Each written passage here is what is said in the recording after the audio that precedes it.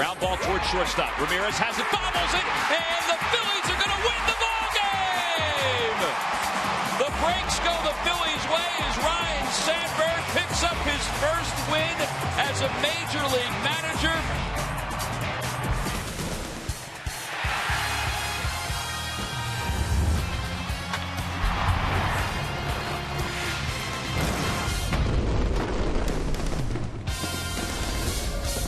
The thoughts out at Ashburn Alley and all throughout the clubhouse today are let's make it 2 in a row. After yesterday's heroic ninth-inning win by the Phils, they begin a 4-game series tonight against the struggling Colorado Rockies here in Philadelphia. Hi, everybody. I'm Tom McCarthy, along with Chris Wheeler. It's a struggling Colorado Rockies team, but you have to put it in perspective. They're struggling on the road, not as much at home, but on the road, their numbers are very different. It's the way they used to be. You know, we used to talk about that all the time, Tom, that they were a great home team, and they didn't do very well on the road because they hit so many home runs at Coors Field, and they changed that over the years. But as you say, they are a struggling team on the road right now. 18 games under 500. The Phillies know what it's like to be a struggling team on the road, and it really makes it tough to have a good year when you do this stuff. And tremendous differences in their numbers right there. It's one of those things that they obviously have to correct if they want to be a little bit better baseball team. But they're in a division right now. The Dodgers just blown the division apart, so they're not going to win it. They still have a great player, though, in Todd Helton, probably a future Hall of Famer. That's the first home run he hit here in Philadelphia. That, of course, at Veterans Stadium off Mike Grace. And then this one here was a few years ago off Adam Eaton when Clint Hurdle was still the manager of the Rockies, and that was a long one. He has hit home runs against the Phillies out at Coors Field, but this guy has been unbelievable in his career against the Phillies. Look at these numbers. At one time, he was over 400 against the Phillies as far as his career average goes. He's starting to get close to 2,500 hits. He only needs 8 more. They have 4 games here in Philadelphia. There was a time when you would have said he would get those 8 hits in this series. Well, I think the number that you can combine there, too, is his OPS, which they like to use a lot now in Major League Baseball. It would be well over 1,000 in his career against the Phillies. So it is game 1 of a 4-game series between the Phils and the Colorado Rockies. It's turned out to be a pretty nice night here in Philadelphia. Jeff Manship will make the start for the Rockies, just his 3rd of the season. He has spent a lot of time down in AAA. He's over from the Minnesota Twins organization. And Ethan Martin makes his 4th start of the season for the Phillies, coming off a 5-inning performance against the Braves. Well, Darren Ruff's numbers are down batting average-wise, but his power numbers are up. He'll be in the starting lineup again today, playing first base. We'll get to all of those numbers when we return. Phillies baseball is brought to you by Toyota. Toyota's nationwide clearance event is going on now. Toyota, let's go places. By Xfinity, the official HD triple play provider of your Phillies. By Citizens Bank, where good banking is good citizenship. Isn't it time you experience good banking? And by Independence Blue Cross, the most preferred health plan in the region. Independence Blue Cross. Live fearless.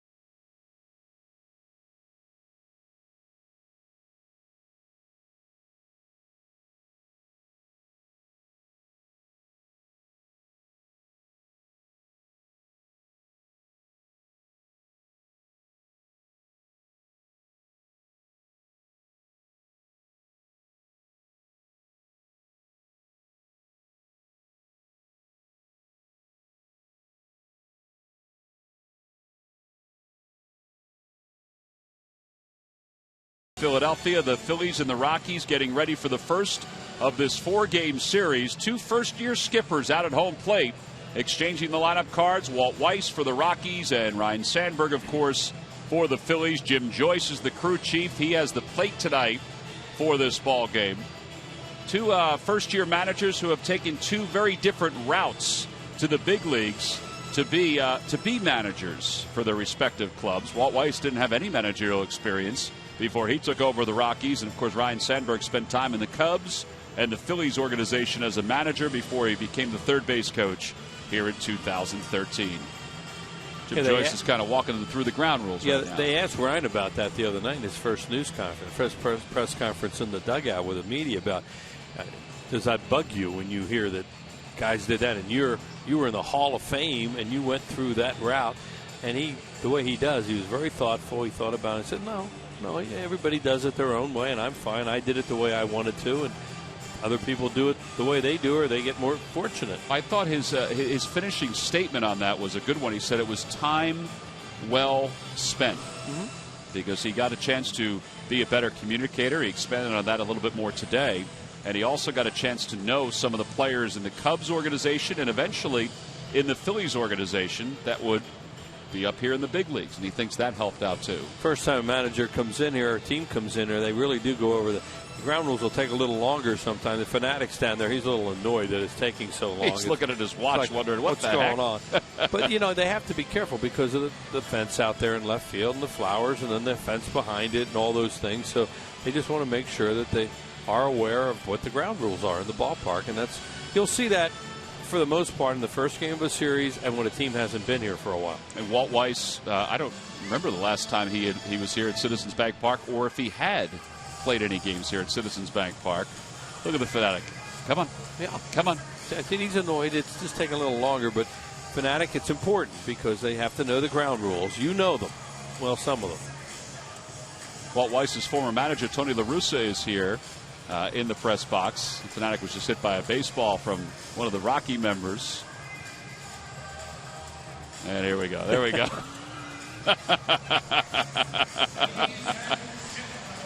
Walt Weiss was a heck of a player when he was a major leaguer.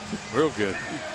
So the Phillies finally take the field behind Ethan Martin, their young right-hander. The Fanatic is happy because we can play some baseball. Let's take a look at the Rockies starting lineup. It's brought to you by Xfinity, your home for the most live sports. Leading it off at center, Dexter Fowler.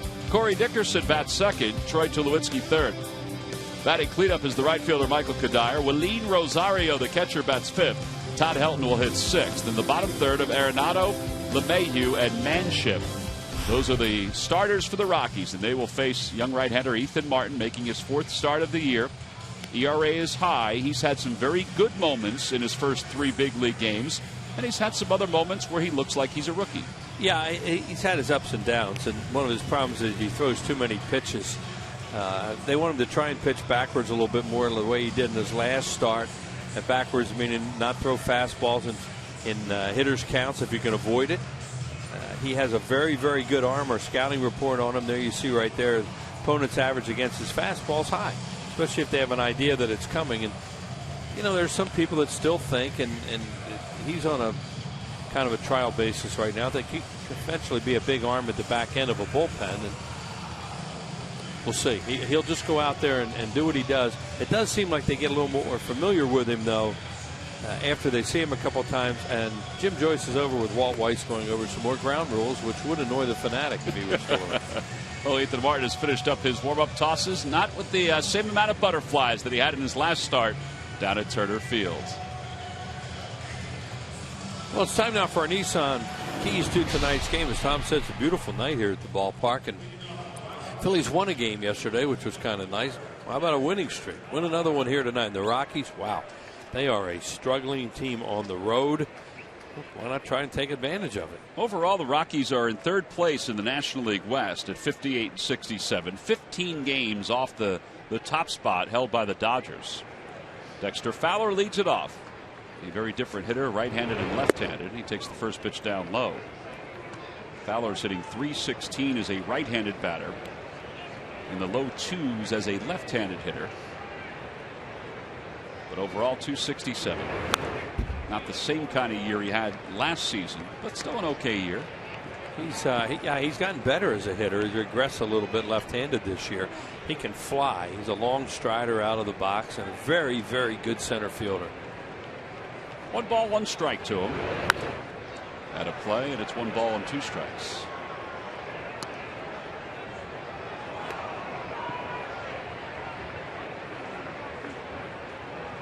It'll be Fowler, Dickerson, and then Tulowitzki, the first 3 hitters for the Rockies. Waiting for the first strike called by Jim Joyce is always fun. Curveball swung on and missed. That is a really good pitch from Ethan Martin. That's one thing we've learned is his curveball is very good when he can command it. And he gets his first strikeout of the night. And he dispatched a hitter in 4 pitches. And that's a good thing, too. Here's the curveball Tom was mentioning, the 12-6er after he throws a fastball in the mid-90s. And if he can just somehow get rid of hitters quicker and stick around a little bit longer, he has a chance to be a good one. I thought it was kind of neat watching that last shot, watching that curveball. Dan Fitzpatrick from Citizens Bank sits in the first row behind home plate. And as soon as that pitch was swung on and missed, Dan emphatically nodded his head yes, because you could see that movement down on the field. Dan right there. And here is that curveball coming down there into that spot. And as Tom mentioned, there's Dan right there behind him. I thought that was great. There he is. 1 ball, no strikes to Corey Dickerson, swinging a foul tip. It's 1-1. Must be something about those guys, because Big Ed down there used to umpire. And Ryan, yep, also at the time was with Citizens Bank. Those guys are demonstrative from Citizens Bank. Well, they're good people, as everybody knows. They're a great partner for the Phillies. Curveball in there for a strike. It's 1-2. There it is. There's the first one. Sound like he went strike 2. I think we've told this story before. It's funny. Jim Joyce says it takes a couple days for his umpiring throat to come back after he calls balls and strikes. See what they come back with here with the count 1-2. Another curveball swung on and missed. Back-to-back strikeouts. Ruiz wanted that one low, and he got it low. 2 away here in the first. Well, they are using the curveball. Now, these are not pitching backwards, as we talked about, because he's ahead in the count. See him take that curveball grip there, and there goes a big old 12-6er again. And he has a very good curveball. You see, as Tom mentioned, Carlos Ruiz puts the glove on the ground to encourage him to throw the curveball and keep it low, and he does. Now a big test in Troy Tulowitzki, who's hit it 5 straight. He's had a solid year with 20 home runs and 65 runs batted in. And he fouls the first fastball back to the screen. It's 0-1. Who knows what kind of career numbers this guy would have if he hadn't gotten hurt so much over it. We didn't see Tulo when the Phillies were out there in Colorado earlier this year. He was injured at that time. This guy is a force and a tremendous defensive shortstop with a great arm. 5 for 12 on this road trip so far for the Rockies.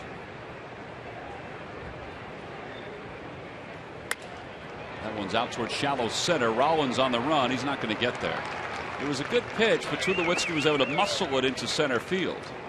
And one of the guys not in their lineup tonight, which is nice not to see him, is Carlos Gonzalez is hurt, because when they run him, Tulowitzki and Kadai are out there. That's some 3, 4, 5, and then Willian Rosario, their catcher, can hit the ball in the ballpark. During the 2013 season, Turkey Hill will contribute $100 for each Phillies victory and 5 cents for each carton of Phillies Grand Slam ice cream, sold to support the Phillies youth baseball and softball programs. Here's Michael Kadire. A little tapper back to the mound. Ethan Martin is a very easy first inning. Well, he's made 4 major league starts, counting this one, and this is probably the easiest first inning he has had in any of them. Hopefully that's a sign of good things to come as we go to the bottom of the first.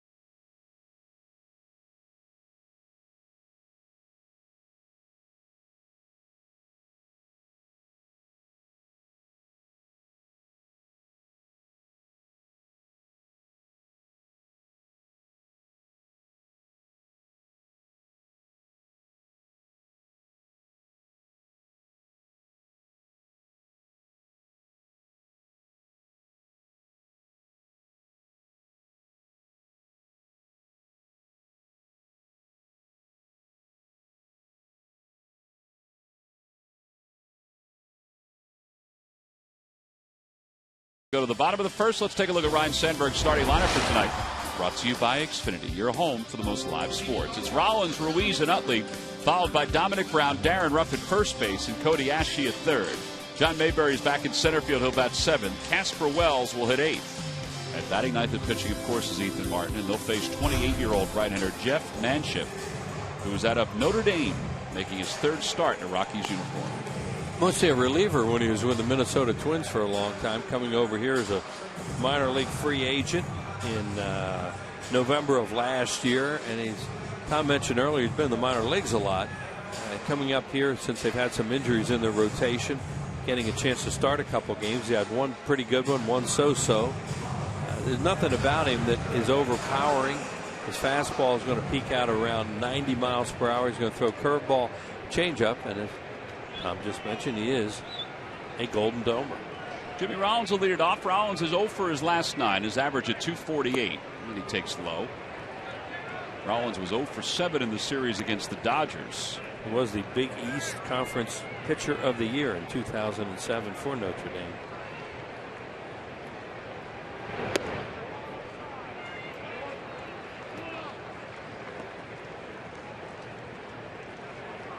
So far in his starts this season, he's only made 2. Here in the big leagues, he's gone 5 innings in both starts, at least 5 innings, 12 overall.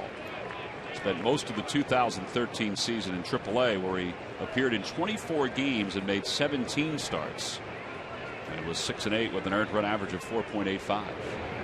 Rollins grounds one to the right side. To his left, LeMahieu. The Phillies have seen him 2 other times, both times in relief with the Twins. And he gets the first out. Carlos Ruiz is coming up, batting second tonight, Murph, which is a spot that he has been in before, but not that often.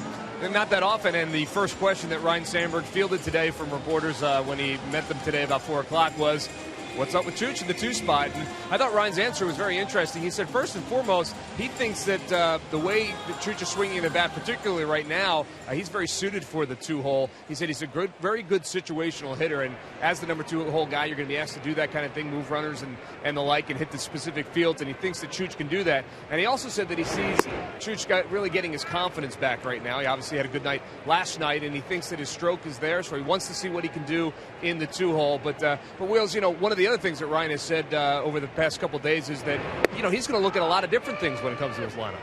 Absolutely, Murphy. He's going to try and experiment, and all the things you just said about Carlos Ruiz, the way he hits the ball the other way. Another reason that they were kind of thinking about it was to get him out of the 8 hole is he's hard to bunt over, as was shown yesterday.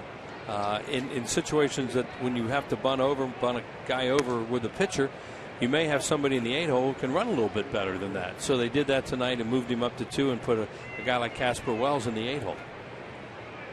Well, he's behind 1 ball and 2 strikes. So the pitch from Manship outside 2-2. I think the confidence part is kind of interesting that Murph touched on, and that Sandberg touched on too today. Nick Billmeyer, who works with the catchers, he mentioned the same thing today about Ruiz. He said there's something a little different, and he rolls that one inside the bag down the left field line.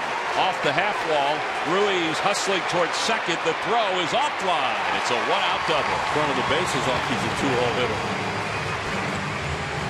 You don't see him pull the ball that often. Looked like he got something a little off speed that time, but didn't hit it real hard. But they were playing him way off the line because he doesn't pull the ball that often down that way. You think how many times you've seen Carlos Ruiz hit a ball inside the bag down the third baseline? You see, he got out front a little bit. He gets it on the end of the bat. It's not going real hard. But look how far over that third baseman Arenado is. Can't get there. And then he does a nice job of hustling it into a double. There's Mick, who's one of his biggest fans, one of Carlos Ruiz's biggest fans. So a runner in scoring position. Here's Chase Utley. Utley was hitless in the series against the Dodgers. Did not start one of the 3 games, excuse me. His average at 277 with 15 home runs. And he takes a fastball at the knees. It's 0-1.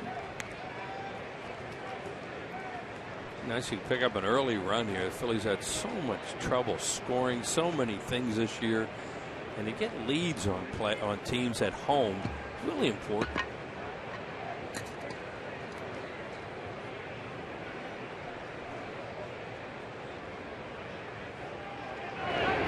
Change up. It's 1 ball and 1 strike. The Lucky McDonald's Phillies home run jackpot contestant is Brian Rocco of Collegeville. Phillies hit a home run in tonight's ball game, and Brian will win $100. I'd like to thank Brian and the Rocco family for making the name so easy tonight. That was a real good one. It's really hard to have problems with that name. Grounder foul. Even Brian was easy. Yeah, Brian was easy. Yeah. It's not like B-R-Y-A-N like we have the player.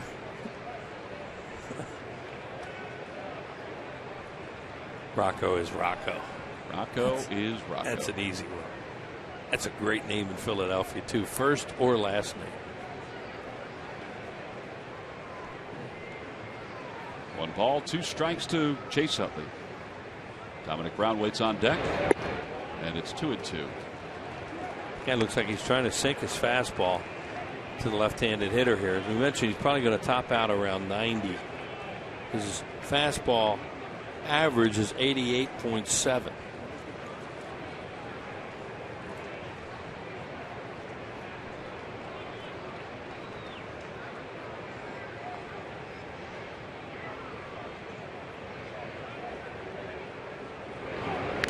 Utley stays alive. A foul ball off the shin guards of Rosario.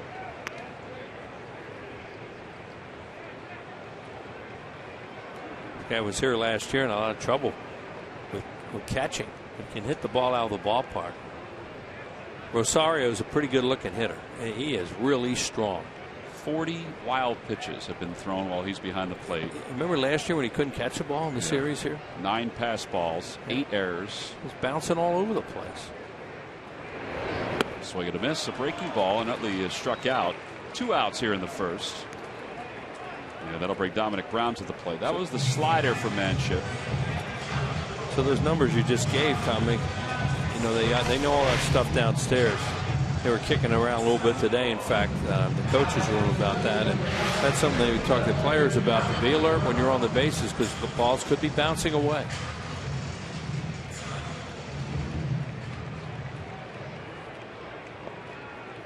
With 2 away, Dominic Brown, who had 3 hits in the series against the Dodgers, stands in. 27 home runs, 78 runs batted in. Takes low. Fastball below the knees. Right, that's what we're talking about. Looks like he's trying to sink his fastball early in the count to these left-handed hitters, and the key would be to get ahead and make him bring that thing up, and it looks pretty hittable.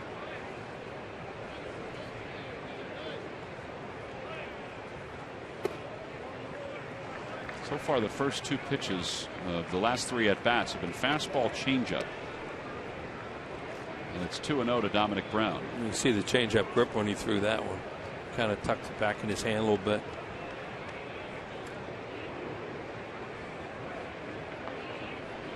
Well, Samuel trying to get Ruiz off second. Give him a chance to score him.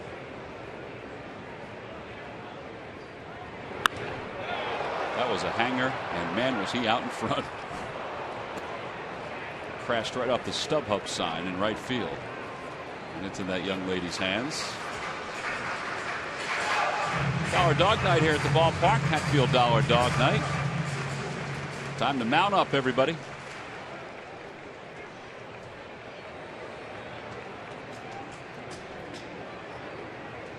Two balls, 1 strike to Brown. That ball just got in on him. It's a fly ball toward the right field line. LeMahieu makes the call, and the side is retired. No runs, 1 hit, and 1 man left in scoring position. On to the second. No score.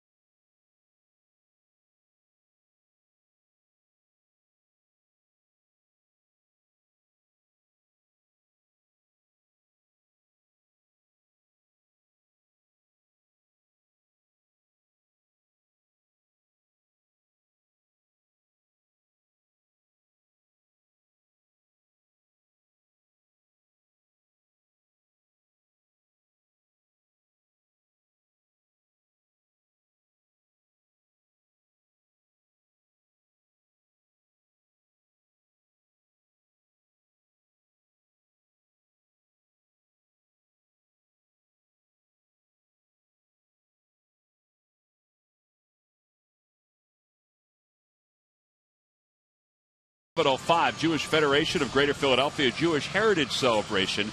Wednesday, all fans coming to the ballpark will receive the Cole Hamels Bobble figurine, sponsored by Pico. And then Thursday's a 7:05 start as well as they wrap up this 4-game set.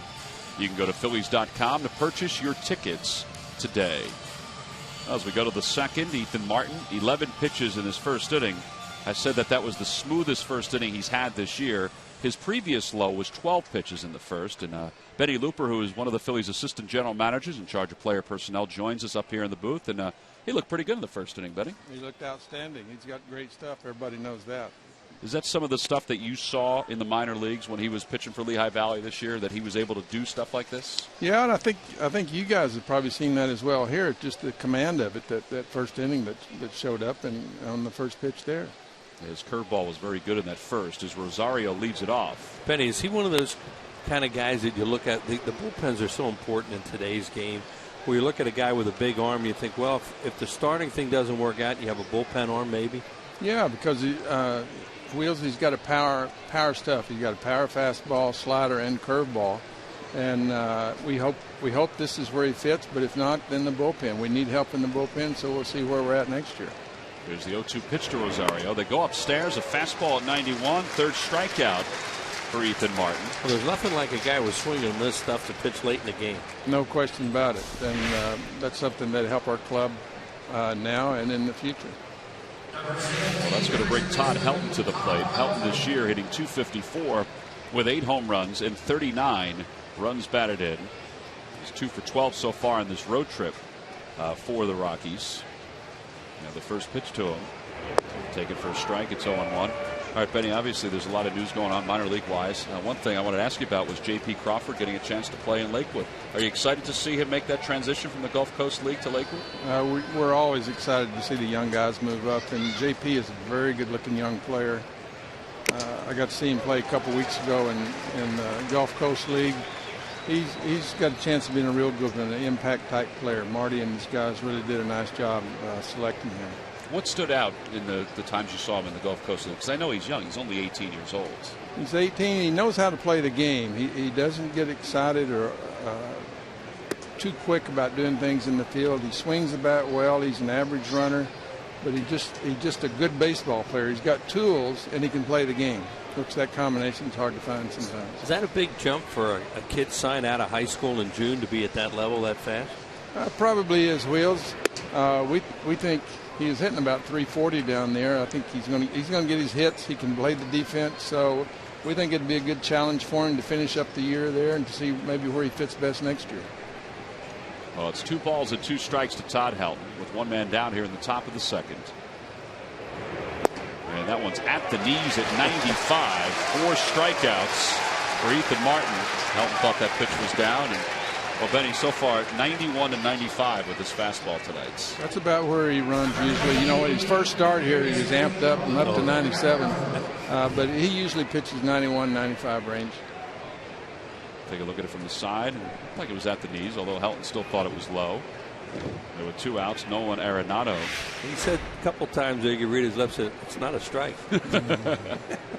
Benny, is there a spot or is there a position where the Phillies are playing with strength in the minor leagues right now? And we talk about all the pitching that's come up in the bullpen that we've seen this year, and even some of the starters. Is there a position where the Phillies are playing at strength this year so far? Well, I think we're getting stronger in some positions. The Quinn kid, the shortstop, has got a chance of being real good. The Crawford's at shortstop. We've got more catching now than we've had in the past. I know Tommy Joseph has missed a lot of this year, but the Knapp kid out of this year's draft and some other guys we have through the system. The Gruon is a real good-looking Latin player that Sal Agustinelli and Colby signed last year. So I think we're improving in all areas, hopefully. Looks like improved a lot at third base when you have a Cody Ashley here and a Michael Franco maybe sitting around. Definitely, and then we got Zach Green and Williamsport that's hit about 11 home runs right now. Wow. And third basemen aren't that easy to find. No, we've seen that. It's hard. It's hard, especially when you've had guys like Schmidt and Roland around here. He has just struck out the side. That fastball at 94. 5 strikeouts for Ethan Martin. Benny, as always, it's great to chat with you. Thank you, Tom. All Enjoyed right, it. You going to Lakewood tomorrow? I am not. I think everybody else is. Everybody else is. Roy Halladay pitching tomorrow for the Blue Claws with J.P. Crawford at shortstop. Here's Ethan Martin picking up his 3rd strikeout of the inning and his 5th overall. We'll go to the bottom of the 2nd.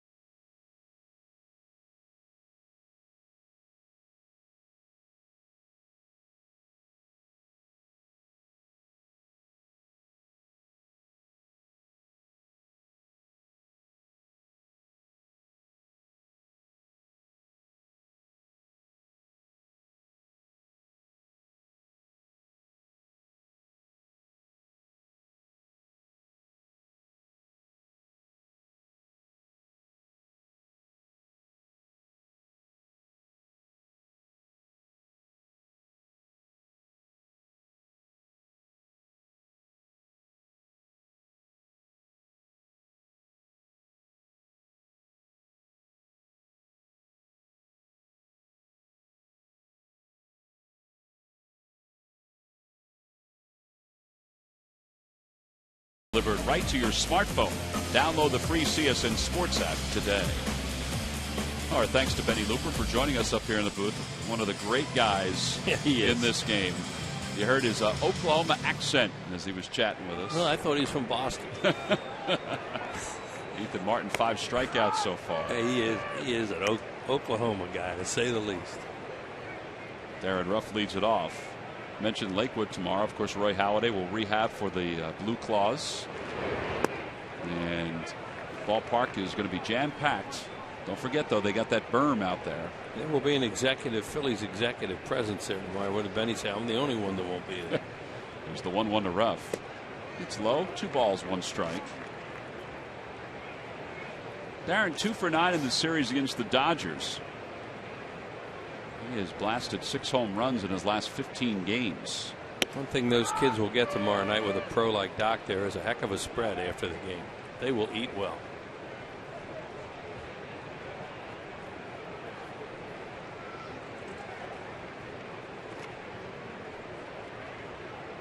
Swing and a miss at a breaking ball. And that's the 2nd strikeout for Manship.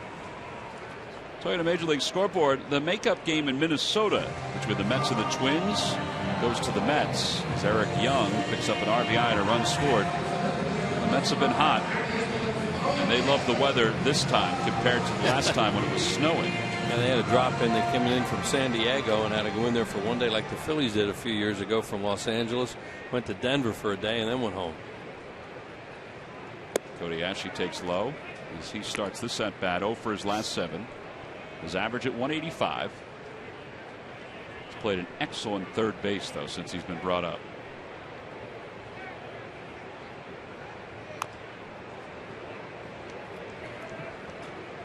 Well, they said he'd give him a lot of chances to play, and he certainly is. He's playing almost every day. Charlie sat him against a left-hander once in a while. Ryan Sandberg has and will probably do periodically, but they are going to get him a lot of at-bats and experience here. Off the end of the bat, off the mound, into center field, a base hit. 2nd hit of the night for the Phils.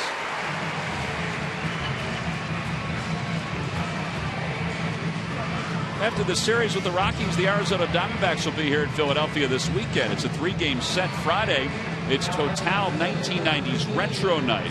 2 great giveaways. The John Kruk action figurine for the kids, 14 and under, and the retro print for fans 15 and older.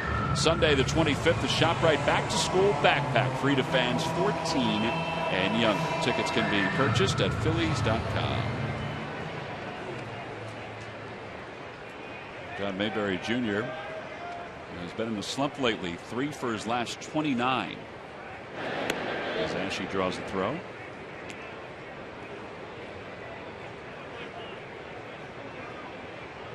Browns average at 241.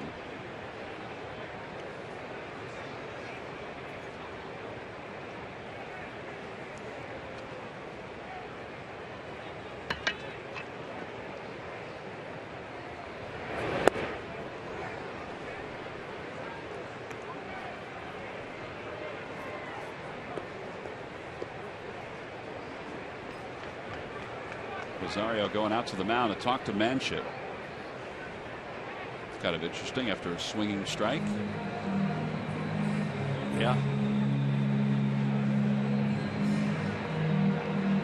He just threw him a sinker. Maybe he was expecting something else. He had to have been. Yeah. You always talk about when there's not a runner at second base, they're pretty hard to cross each other up. The signs are pretty easy, 1, 2, and 3. Wiggle, unless they have touch of chest protector, that kind of stuff.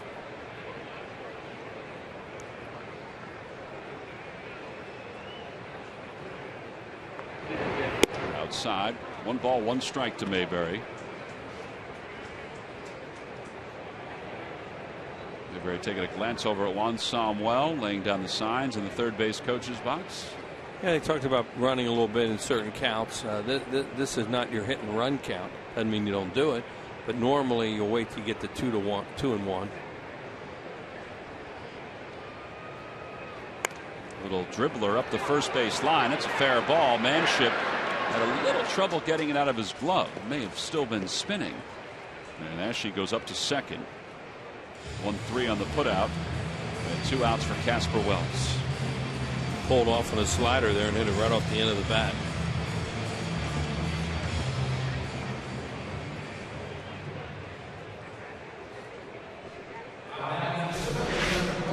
See a little breaking ball right there and pulls off it, hits it off the end of the bat. Now that's a great shot of the way the ball is going to spin like crazy when it goes off the end of the bat like that, and he had a little trouble getting out of his glove. He did a good job of when it went in his glove to cover it with his hand so it didn't spin right out. Well, they talk about something spinning like a top. That one was spinning like a top. Oh, they do when you hit on the end of the bat like that.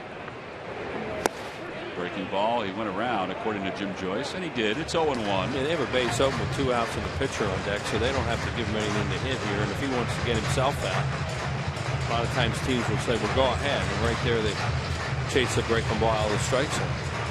Walt Weiss with his bench coach, Tom Runnels. It's Jim Wright on the left there as a pitching coach, was original signee by the Phillies. Swing and a miss, so no balls and 2 strikes. And they haven't thrown him a strike yet.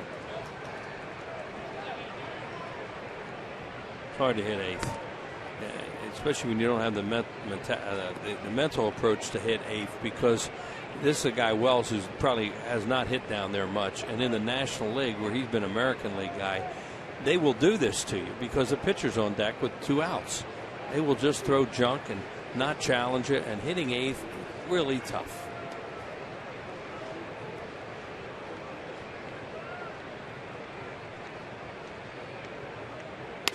Ground ball toward third.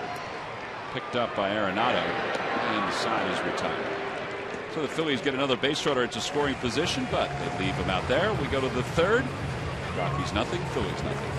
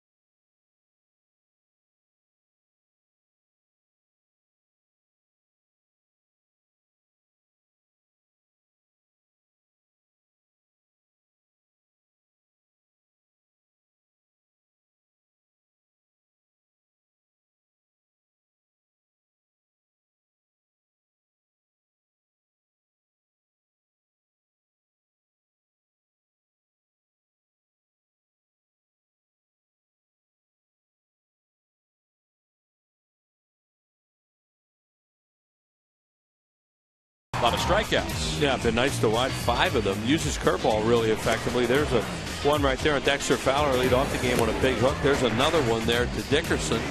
And now he gets a high fastball there to Rosario to strike him out. Todd Helton thought that one was low.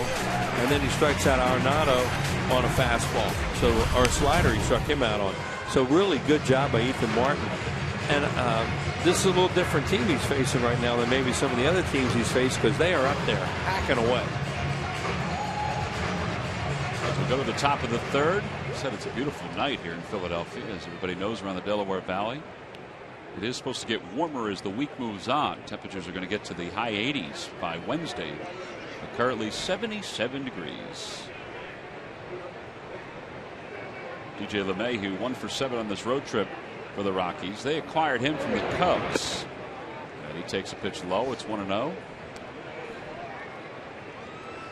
See Carlos Ruiz encouraging Martin there, that he thought that was maybe a strike, put his glove out, and even if it wasn't, it was in a good pitch in a good spot.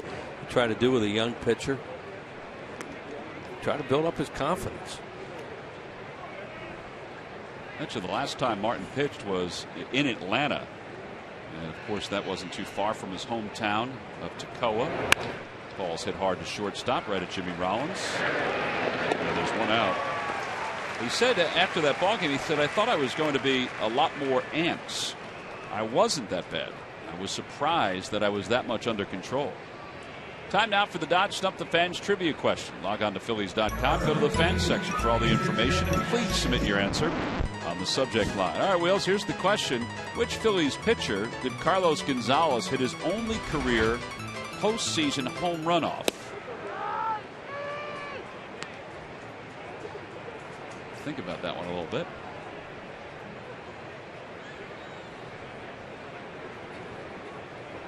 Here's Manship. And he takes low, 1 ball and 1 strike. Carlos Gonzalez really hit the Phillies hard in that one postseason series. But the Phillies were able to beat the Rockies in that one. First time they faced the Rockies, they lost it. Ground ball to second.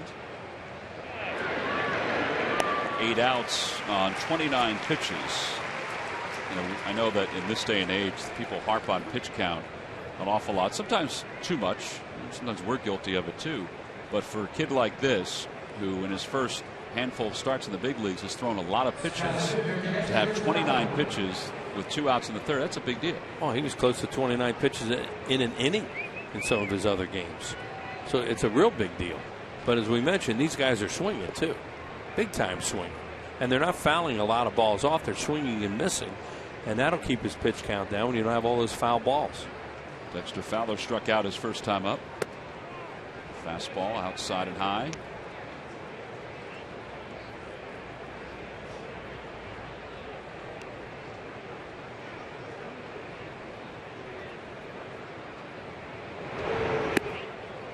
Two and 0. Fastball curveball mix. Now they've seen him. There's Rich Doobie. Now they've seen him one time through the order. Will that change their approach this time? Right there, he stayed off that hook.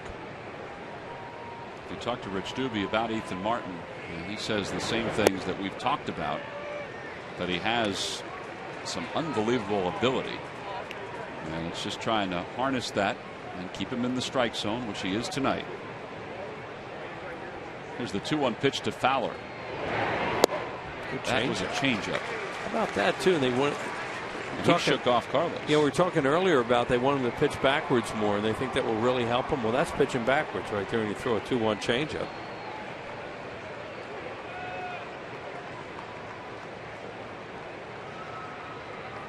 Ground ball to shortstop. Rollins has to charge. Fowler runs well. Side is retired.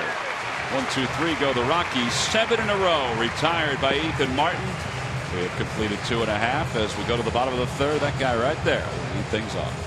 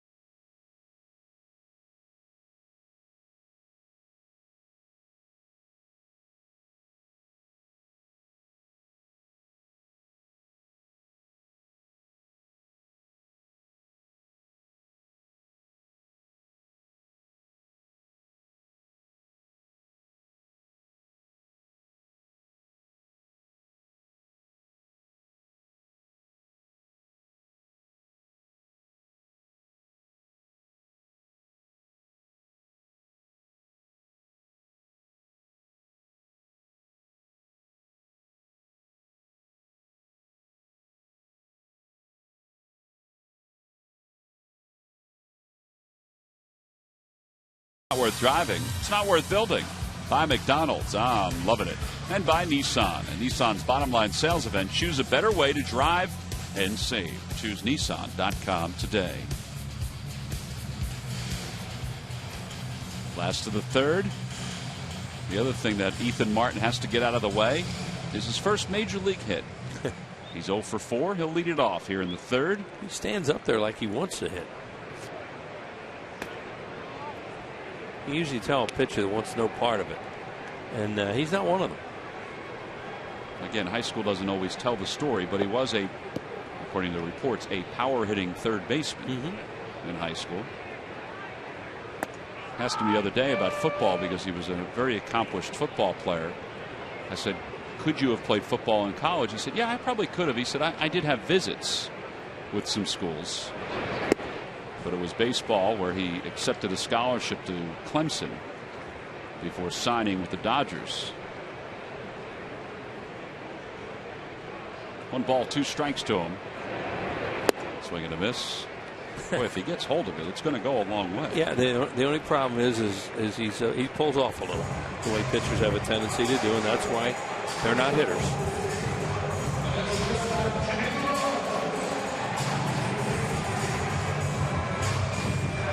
One out. Jimmy Rollins is coming up. Rollins grounded out his first time up.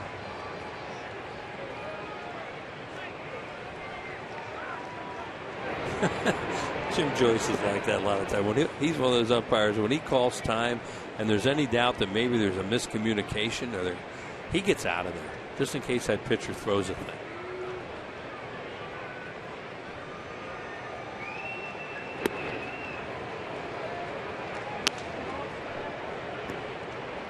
That was I think I'm getting a first ball fastball, so I'm swinging. Swing. And it was a breaking ball.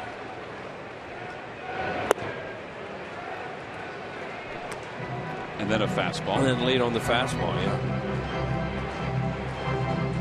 Still got one left.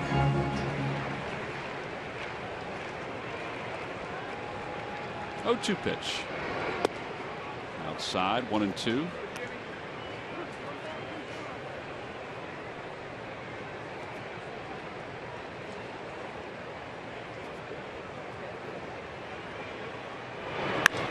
In the air to right center field. Towering shot. Kadire back toward the scoreboard. Has room and makes the catch.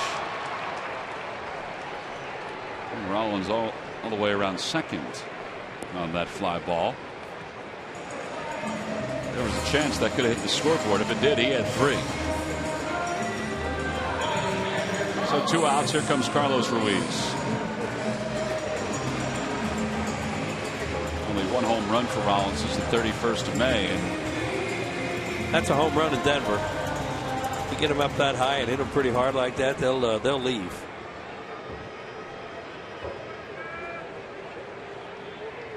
Ruiz doubled his first time up. He's had a hit in 5 consecutive at bats.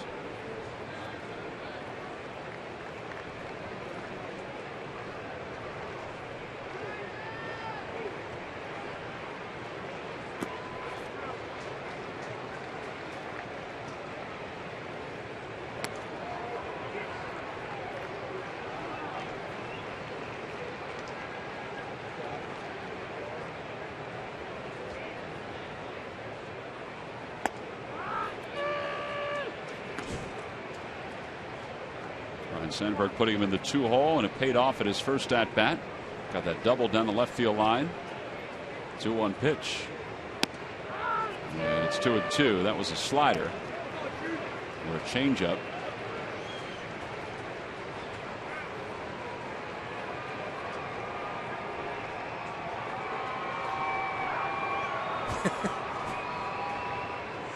He wants to know what is going on back here.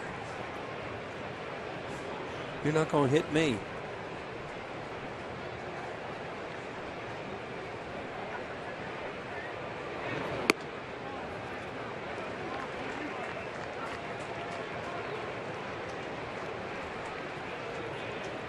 Chase on deck.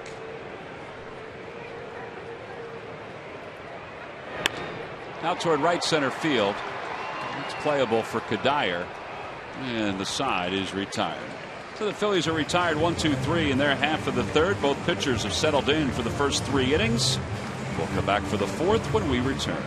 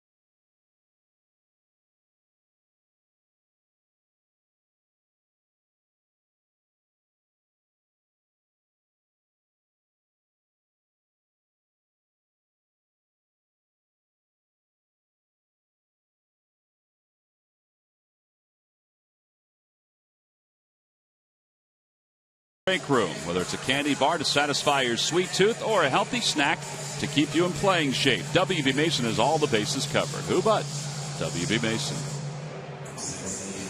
Now Ryan Howard is back at Philadelphia. That's good to see. Ryan has been down in Clearwater rehabbing his injured knee. And he's been conditioning, doing a lot of conditioning, Sarge, which they say he's dropped about 15 pounds. Really? Yeah. I have not seen him, and he's obviously sitting down next to Mike Adams. But Ryan Howard, I guess, is getting checked out. Ben Revere was checked out today.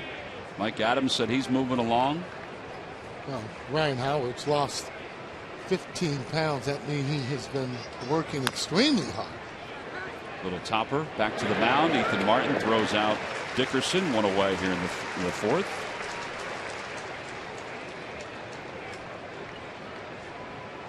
Well, there are a lot of injuries that have hampered the Phillies this year. From Roy Halladay to Mike Adams. Offensively, not having that guy in the middle of the lineup to complement a guy like Chase Utley, who also missed time this year.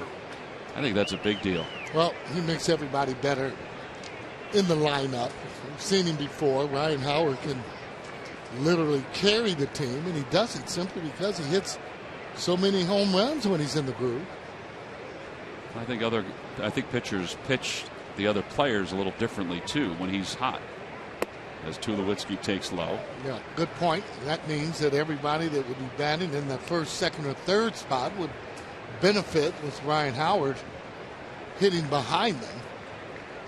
And then the other guys, 5 and 6, would if they're runners on, because now you can't pitch behind those guys or around them.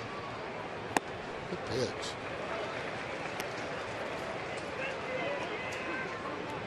Career numbers for Howard. Obviously a down year this year compared to where he usually is. It's been an injury plagued last couple of years. Fastball, and that's a strike. 1-2. Well, he's really been hitting his spots so far. Big difference. See Martin before and struggling with the control a little bit. Yeah, he does throw hard, but he's been hitting some pretty good spots there. Down and away with the fastball. Good pitch with that breaking pitch.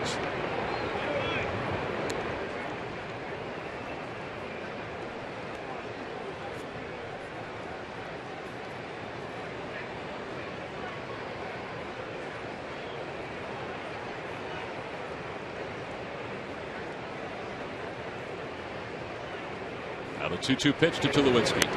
Fouled back. And it remains even. 2 balls and 2 strikes. Mentioned before that in his last start, Martin pitching in Atlanta, a place where, as he acknowledged he used to go to watch games, and he said it was kind of surreal to be able to pitch on the same field that he used to go and watch games. He said there were a couple hundred people from his hometown of Toccoa who came out to watch him. He knows that he purchased a bunch of tickets, and then others purchased some on their own. Again, the 2-2 pitch. Fastball hit out into center field. John Mayberry's there.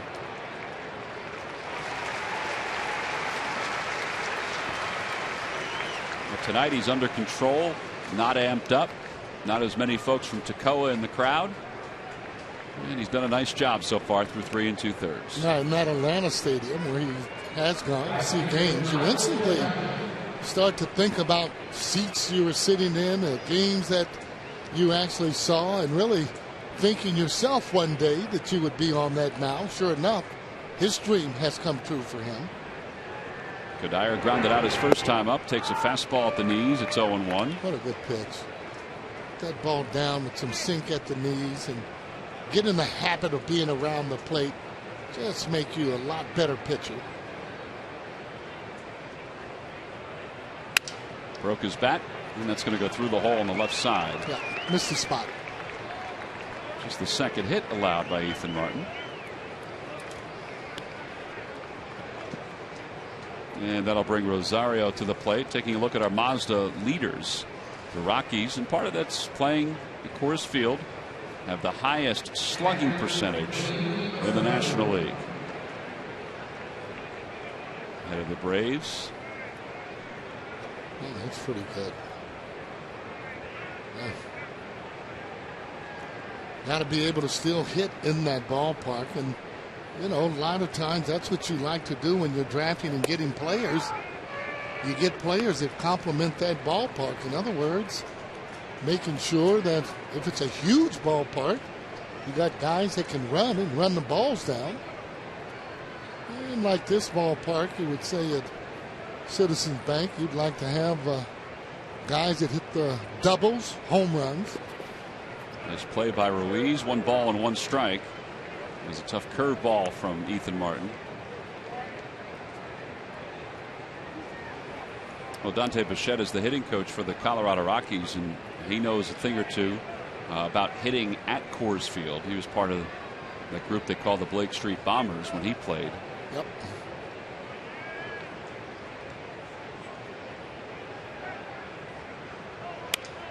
Out toward right center field, and Casper Wells is there. Side is retired. Another good inning for Ethan Martin. No runs, 1 hit, and 1 man left. We go to the bottom of the 4th inning. Chase Utley, Dominic Brown, and Darren Ruff when we come back.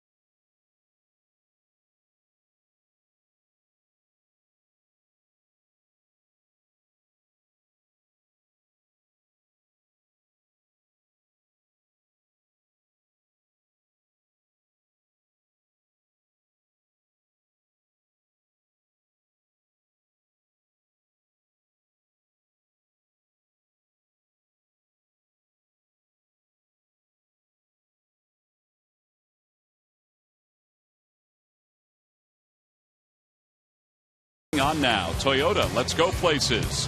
By Citizens Bank, where good banking is good citizenship. Is it a time you experience good banking? And by the Quality Plus Ford stores. Go further. A nice crowd on hand for this Monday night. It's Dollar Dog Night here at Citizens Bank Park. Hatfield Dollar Dog Night. So far, each team with 2 hits. The Phillies will have the middle of their order up for the second time. It'll be Utley, Brown, and Darren Ruff. Last time those 3 were up, 2 strikeouts and a pop out against Jeff Manship.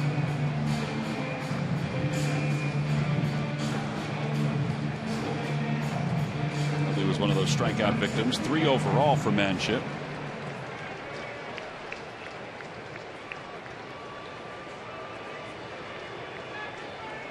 Phillies have won 28 of the last 36 games against the Rockies, even though they lost 2 of 3 out in Denver earlier this season.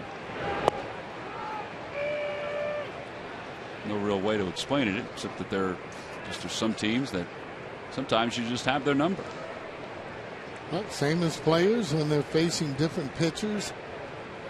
We've seen that happen before. Before they moved to the American League, you can say that about the Astros against the Phillies. Tough strike. Well, even the Pittsburgh Pirates, I mean, even the years when the Phillies were winning, it was difficult to go in there and win. They play you very tough.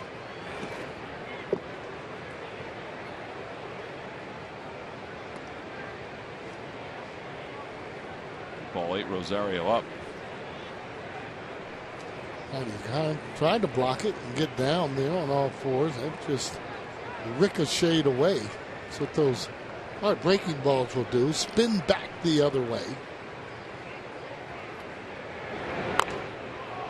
Off the guard that Utley has, and it remains 1 ball and 2 strikes.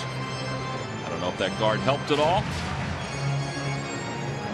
Well, if it hit the guard, it's fine. A lot of times it'll go over the guard, take a look at it.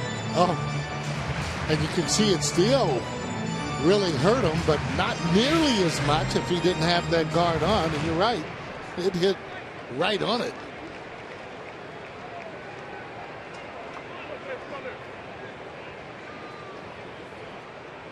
And the 1-2 pitch to Utley. Low, ball 2, 2-2. We've talked often about the Phillies' struggles offensively this year. All the games they've played where they've scored 3 runs or less.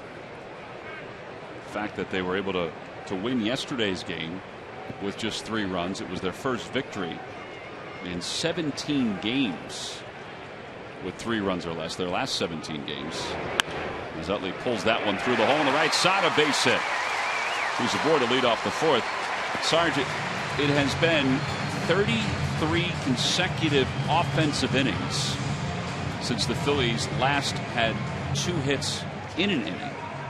Unbelievable. It really is. You got to be able to put 2 and 3 hits together. Utley was 0 for before then and breaking that. But they've had too many guys with 0-fers or 1-fers in the lineup to be consistent.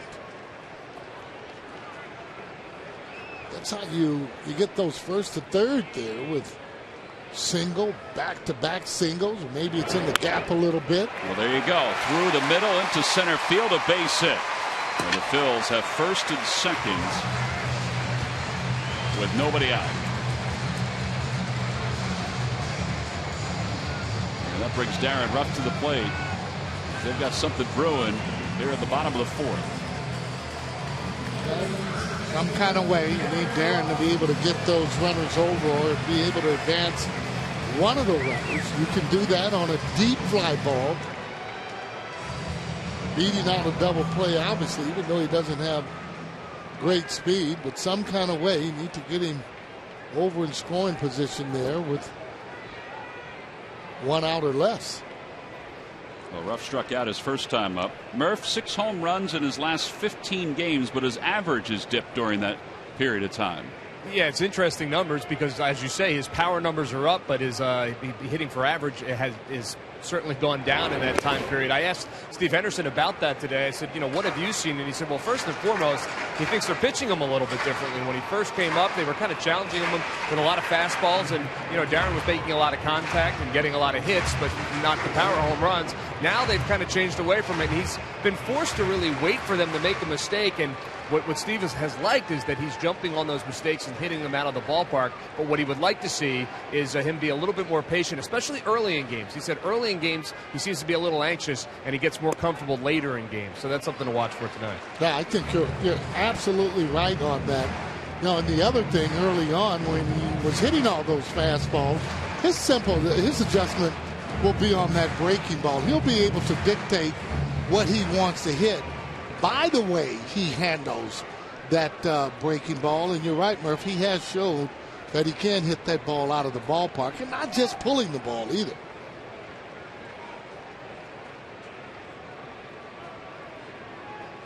Outside, 3 balls and no strikes. All right, what do you think, Sarge? Ashe on deck, 3-0. First 2 guys got on. Figure fastball's coming.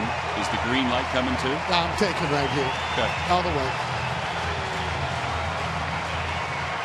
And reason being, too, for me, he just hasn't showed that he is disciplined enough. We'll see how Sandberg plays that. But usually to hit 3-0, you got to earn it. 3-0 pitch on the outside corner, 3-1. It wasn't a good 3-0 pitch to swing at anyway. No, he took it like he was going to maybe hit it, but let's see here. He's going to pull the ball. He's looking really middle away. Other than that, he would just probably be going and just trying to drive that ball.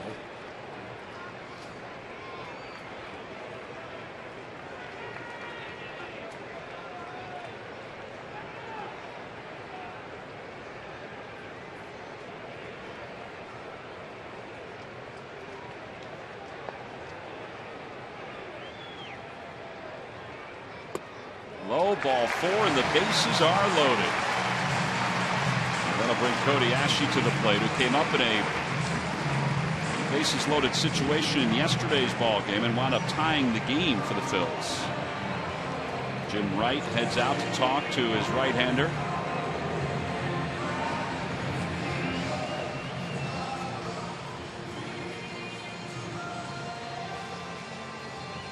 Tomorrow at 5. Gary Cobb will be in the studio with the latest from training camp and the Eagles quarterback competition. Plus, Leslie Goodell joins us from the ballpark. All that and much more on Philly Sports Talk, only on Comcast Sportsnet.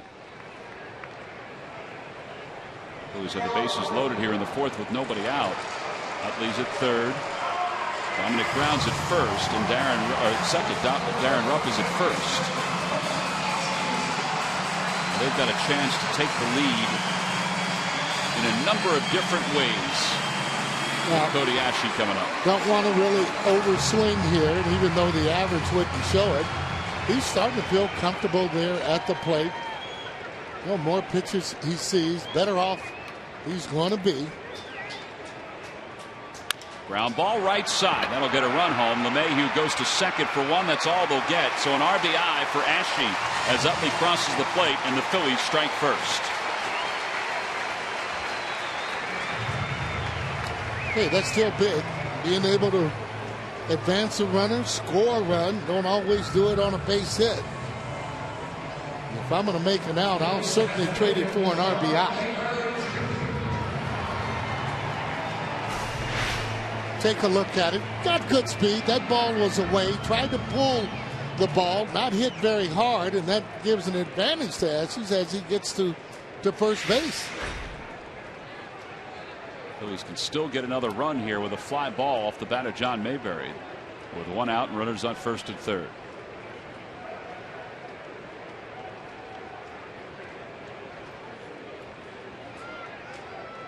I wondered if they would put Ashe in motion at some point. Well, I don't know. He does have pretty good speed. The only thing that concerns me is Mayberry being able to make contact.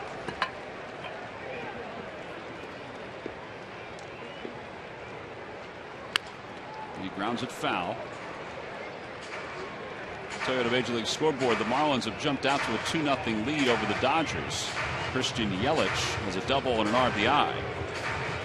They scored 2 runs with 2 outs in the 3rd inning. Jose Fernandez is on the mound for the Marlins. Ryu starts the game for the Dodgers.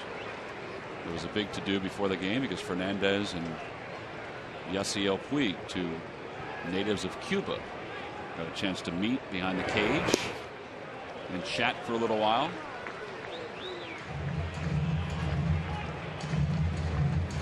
Fernandez was 15 when he left Cuba. Puig just left Cuba last year. Yeah. Fernandez just having a birthday, 21 now. But you imagine, though, the pitching that those guys would face and still the hitters that they are.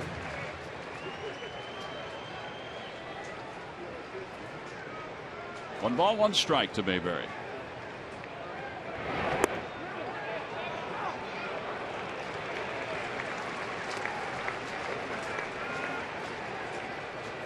Always seems to take the pitch going back.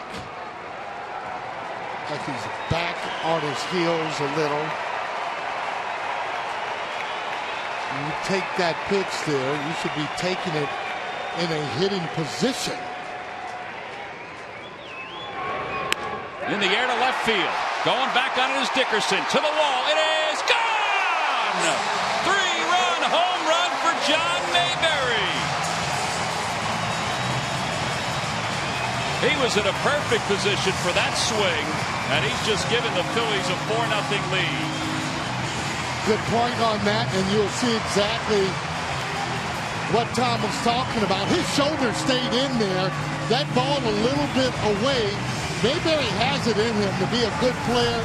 Just needs to look at the contact. He has not been in that position there, I don't know how long. Take a look at it as he goes right into the swing. Take a look at it again. He gets there on the side, and that is after contact as opposed to before. That's how you want to hit that ball.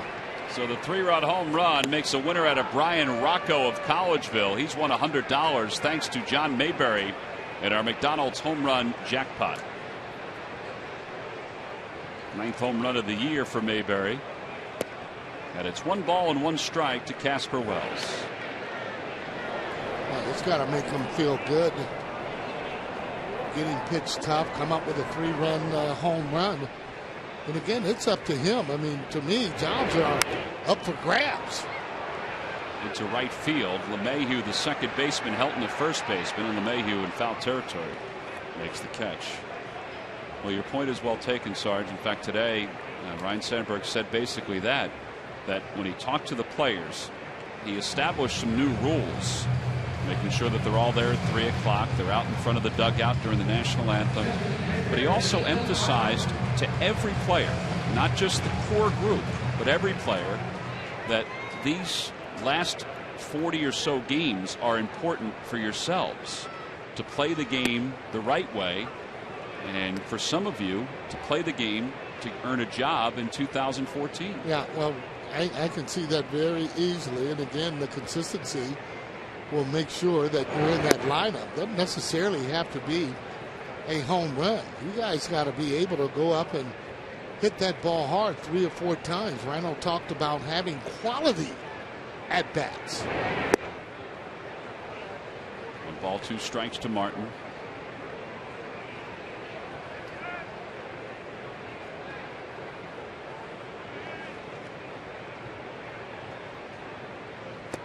Swing and a miss, and the side is retired. He wants one of those fastballs in the inside part of the plate, and he's not getting them. John Mayberry, though, got a pitch he could drive. He topped off the scoring for the Phillies in this 4th inning, a 3-run shot. His 2nd home run in his last 26 games, and it was a big one. We go to the 5th.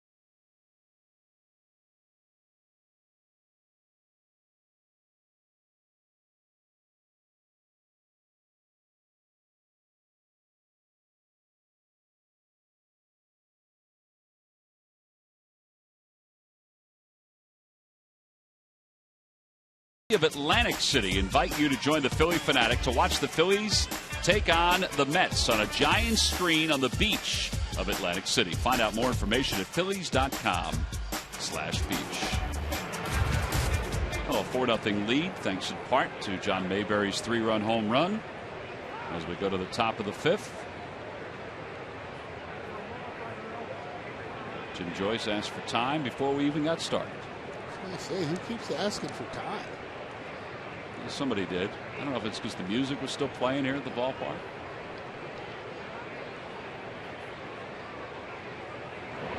Curve ball outside, 1 ball, no strikes. Todd Helton struck out looking his first time up. He thinks he might be able to come back and play next year. Kind of leaning maybe toward it. I thought he was going to actually give it up after this year, talking with him in Colorado, but he's kind of leaning toward maybe coming back. Hard for guys to take that uniform off. But those aren't usually the numbers that a Todd Helton would have at this time of the year.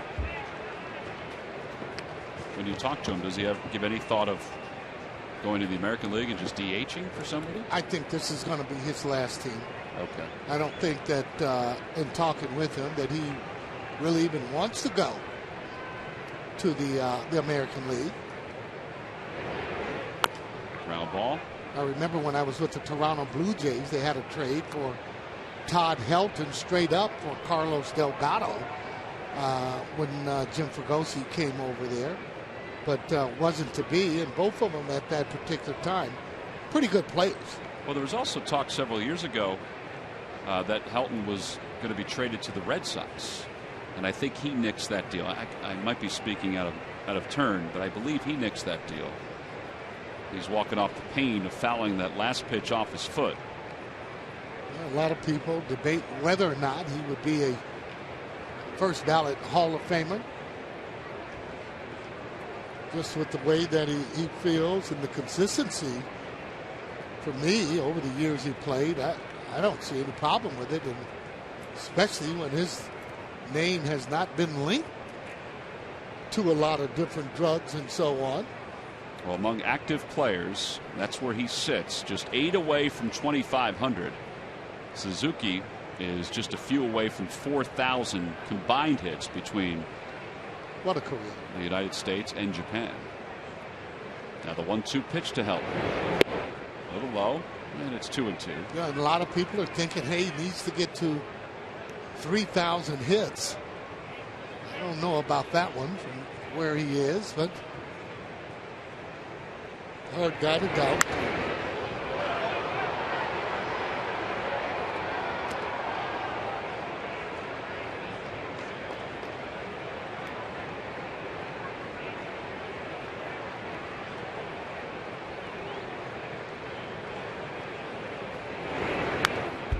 Tried to go upstairs with a fastball, and then it remains 2-2.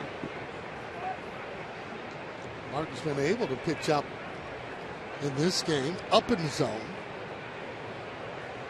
The thing you want to do is Todd Helton moves off the plate a little. Out toward left, Dominic Brown is there, and 1 out here in the 5th inning. Well, Sarge, we've been talking about this for the last several weeks. Tonight, Jimmy Rollins and Chase Utley tie Derek Jeter and Robinson Cano for the most starts together among active shortstops and second basemen. And with Jeter out of the lineup tonight, obviously Rollins and Utley tie Derek and Robinson Cano, and then tomorrow we'll pass those two.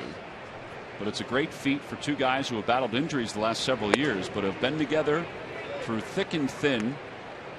Have won a championship together, have won 2 pennants together, and have made up what everybody calls the core of this Phillies team, and are the 2 greatest players at their respective positions in franchise history. Well, there's no question about it. Both those guys there for me. Jimmy Rollins there at shortstop, Chase there, who has supplied some power. J-Ro kind of really all around, but all of those guys kind of all around. Run the bases well, at times hit for the average, and really before the injury, what better second baseman in the league was it than just Chase Utley? It's Chase Utley and debatable all the other guys. Well, all around offensive, exactly. defense. Yeah, I agree. All around. 2-2 the count to Arenado. Well, you think about in terms of longevity, the great combinations in history, and these guys will go down as part of a great combination in the history of Major League Baseball. I would think, too, when talking with them, they would think that it's almost no big deal. I think it's a huge deal because you're able to be with your partner there for a number of years. You get used to them. That's how you're able to be good second baseman or shortstop. Ashley from behind the bag takes care of the first 3-ball count of the night for Ethan Martin. DJ LeMahieu will come to the plate. He grounded the shortstop his first time up. Well, we've all been around those two guys, whether it be here in the booth. Murph, obviously you with us these last couple of years, and even before that with Comcast Sportsnet, we've all gotten a chance to watch these guys grow up. We certainly have, and it has been a lot of fun. If you're a Phillies fan, you can't help but enjoy what they've been able to accomplish that you guys just went over. I remember when they hit 1,000 earlier this year. So that line drive goes out to Wells in right field. Well, and I asked Jimmy Rollins about it, and I said, describe your relationship with Chase Utley. He said, it's kind of like a marriage. He said, I guess we don't fight as much, but it's kind of like a marriage between the two of them. And it certainly has been a good one over the years, guys. Well, no doubt about it. We've played 4.5 here in Philadelphia. The Phillies enjoying a 4-run lead.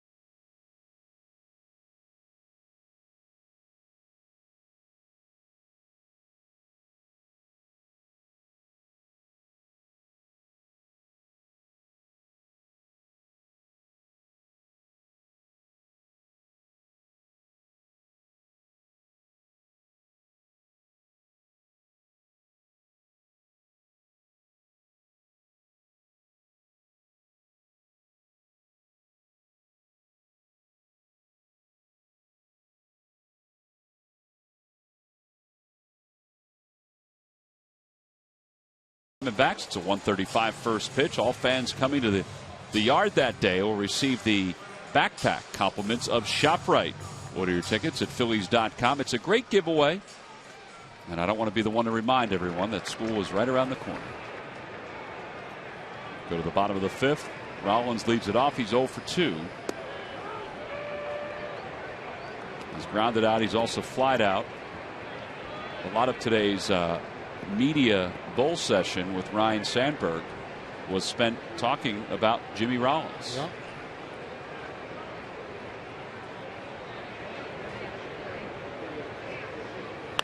Ground ball to foul off the first base side.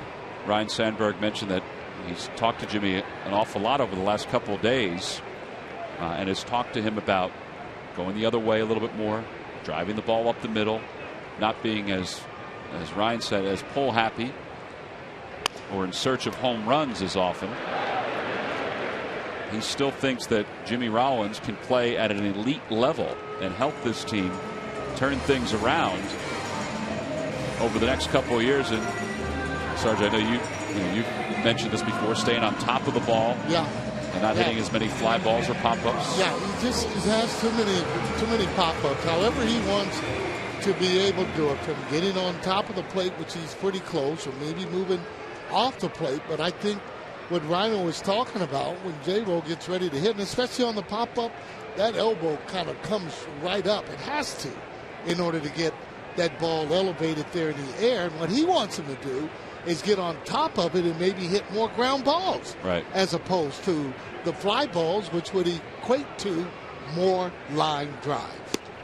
And Murphy said this is not going to happen overnight, but he still thinks that he can be the player that he was in past years and contribute. It might be a little differently than in past years, but he can still contribute to this ball club in a big way. That ball's hit well to left field. Going back on it is Dickerson toward the track to the wall. It is gone! Solo home run for Carlos Ruiz. Second home run of the night for the Phillies, and they now lead 5-0.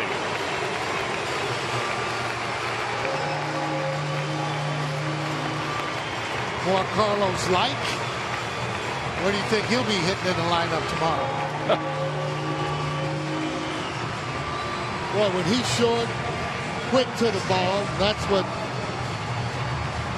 Sandberg's talking about for J-Ro. Short and quick to the ball will produce line drives, foot down, and you can see there letting that ball travel, but where he hit it was just in a good spot, left center. Right in the, I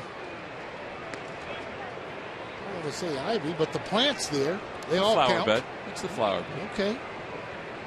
A couple of weeks it would be into the ivy. Right. It's nice to see some smiles in that dugout.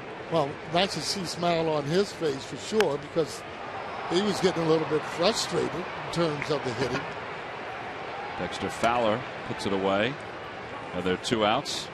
All right, Murph, I didn't want to leave you hanging after I asked you about Jimmy Rollins, because I know Rollins even talked today about some of the things that Ryan Sandberg talked about. There was a lot of talk today about Jimmy Rollins, both from Jimmy and Ryan, as you guys mentioned. The one thing I thought that was interesting that Rhino said was, you know, in the way he looks at Jimmy was much the way he looked at himself. And he said, when I used to hit home runs, it was by accident. And he said, you know, I never went out there to hit home runs. I was trying to get those line drives back up the middle. And that's what he would like to see Jimmy get back to, because he thinks when Jimmy was at his best, he was getting on base. He said Jimmy's goal should be to score 100 runs, not hit 15 to 20 home runs. And that's that's the mindset that he would like Jimmy to take. So Jimmy addressed that today and said, absolutely. He said he thinks that he's a little bit lost, is what he said right now, and he's been trying to get back to the way he was. He said sometimes you're swinging really well, and Sarge, you could speak to this, and you tweak a little bit, and you tweak a little bit more, and tweak, and next thing you know, you've lost it. And he said, and that's where he feels like he's at, and he knows what he has to do to get back. It's just a matter of getting back there.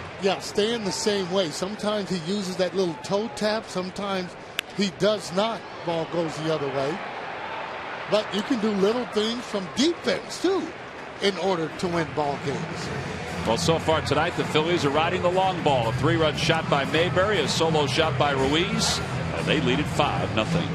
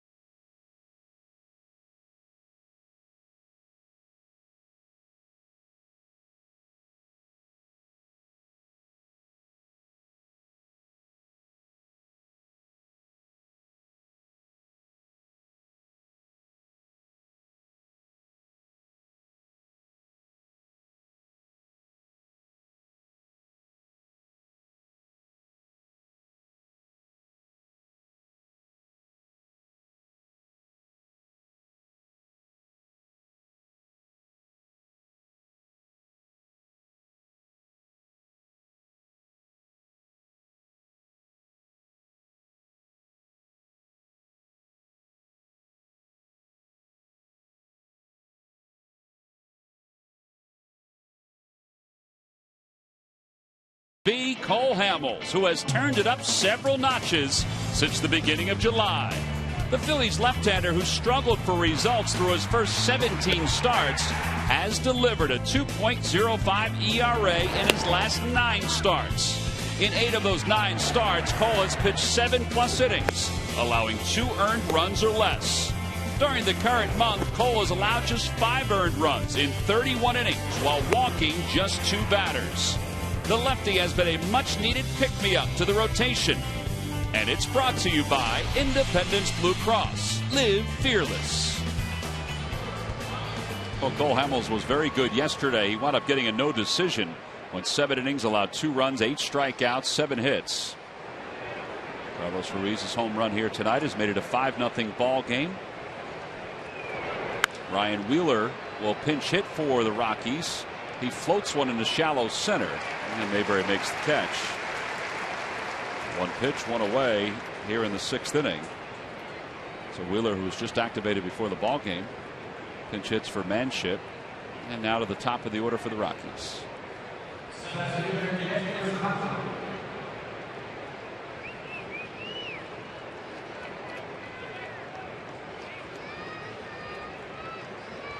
Dexter Fowler is 0 for 2. He's struck out. He's grounded out. And that's a strike. It's 0-1. I had the opportunity to talk with Tony La Russa earlier tonight, talking about different managers, and talked about Charlie a little bit and how things were. Also talked about Matt Weiss here, Walt Weiss, yeah. Walt Weiss here, and also Matheny there managing for the St. Louis Cardinals, and he's really glad to see some of his guys getting involved with managing. And he says, again, to be really a good manager is simple. He said you have good players and you get out of the way. And certainly he's had those in St. Louis over the years. Swing and a miss as Fowler is down on strikes. There are 2 away. Jeff Francis in the bullpen for the Rockies. 6 strikeouts now for Ethan Martin. Well, Tony now works for Major League Baseball in his retirement. He was part of the committee that helped come up with the new instant replay system that will hopefully be implemented next year. He's here in Philadelphia, as Sarge said, for a number of reasons, but mostly to catch up with one of his old shortstops in Walt Weiss. I'm thinking he's also critiquing him, let's face it, and we'll probably ask him certain questions, or Weiss might do the same thing, though. You're talking about one of the better managers of all time in Tony La Russa, and certainly one of the managers that got the best ability out of the players, and what a competitor himself. Dickerson takes low. 1 ball and 1 strike here in the top of the 6th. 2 outs. Ethan Martin's been in total control so far this evening.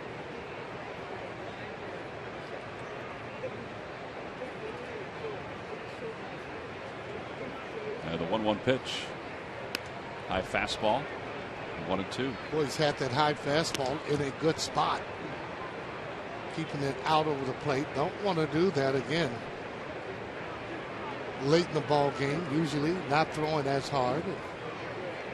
Just an easier pitch to hit when it's out over the plate. You can get your arms extended.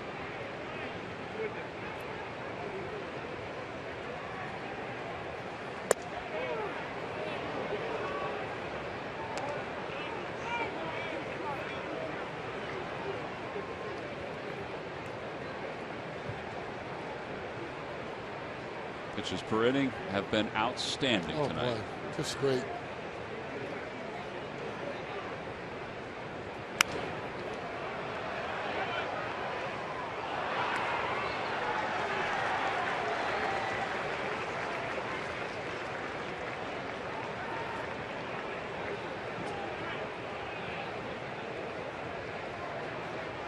One of the things that has helped him is just being around the plate.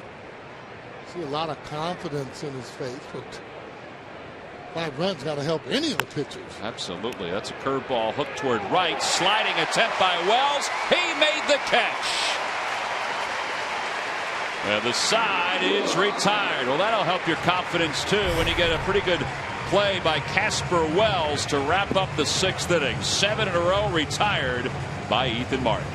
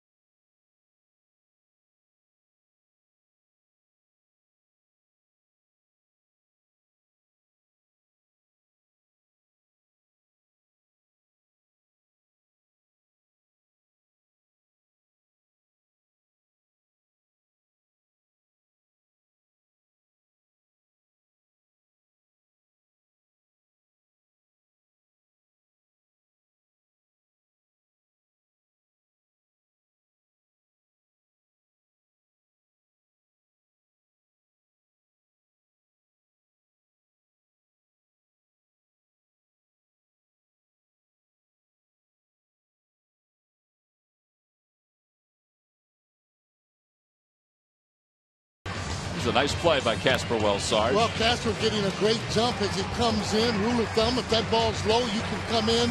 He keeps his eyes right on it, makes the slide. Couldn't have caught it any other way, taking away a base hit. That's your defensive Hyundai play of the game. Brought to you by your local Hyundai dealers. 5-0 Phillies as we go to the bottom of the 6th.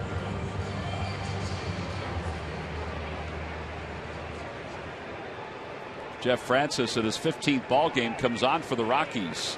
2-5, an earned run average of 6.55. And he'll face Darren Ruff, Cody Ashe, and John Mayberry. Ruff takes a strike at the knees. It's 0-1. Darren's 0 for 1. He walked his last time up.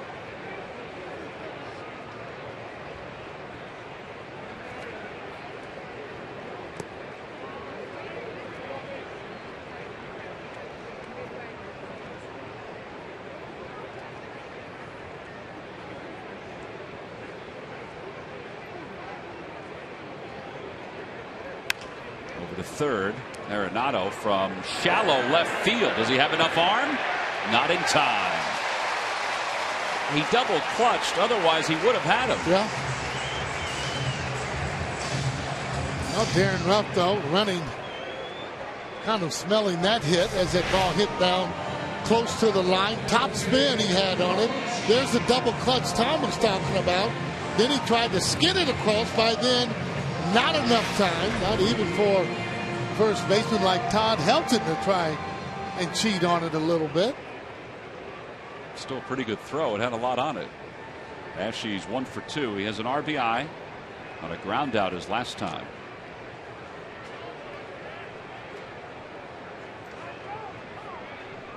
Just not catching or not having the handle on it.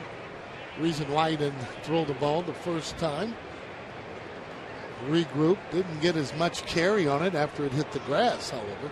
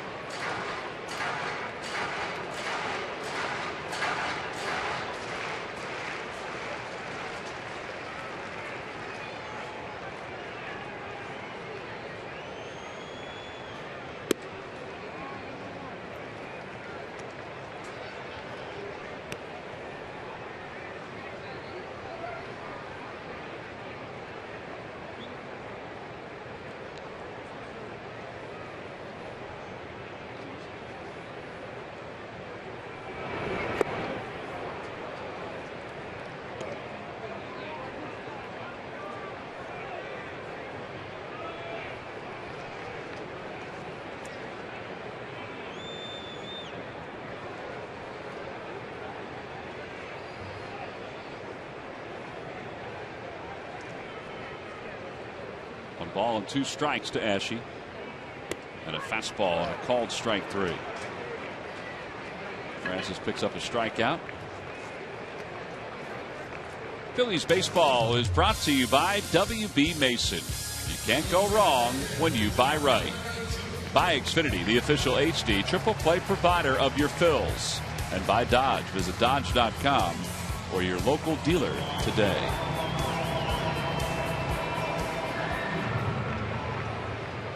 John Mayberry, a 3-run home run his last time up. I'm sure his dad was very happy about that one as he looks at the games just about every single night. Dad, just the opposite type of a hitter. Anytime you threw a fastball close to the plate, it was hit and hit hard. But like the younger guys say, it's a different game, and they hit differently than they do in the past. There's a curveball popped up. Arenado, the third baseman. Well, there's a good indication right there how quick his feet was on that, because again, that pitch there, if you have the right stroke on it, you're going to really hit that one hard. And those are the type of mistakes, though, that you want to hit as a hitter, as opposed to hitting their toughest pitch. I'm sure he wishes he had that one back. Casper Wells is 0 for 2. He's grounded out. He's popped out. Phillies up 5-0 here in the bottom of the 6th.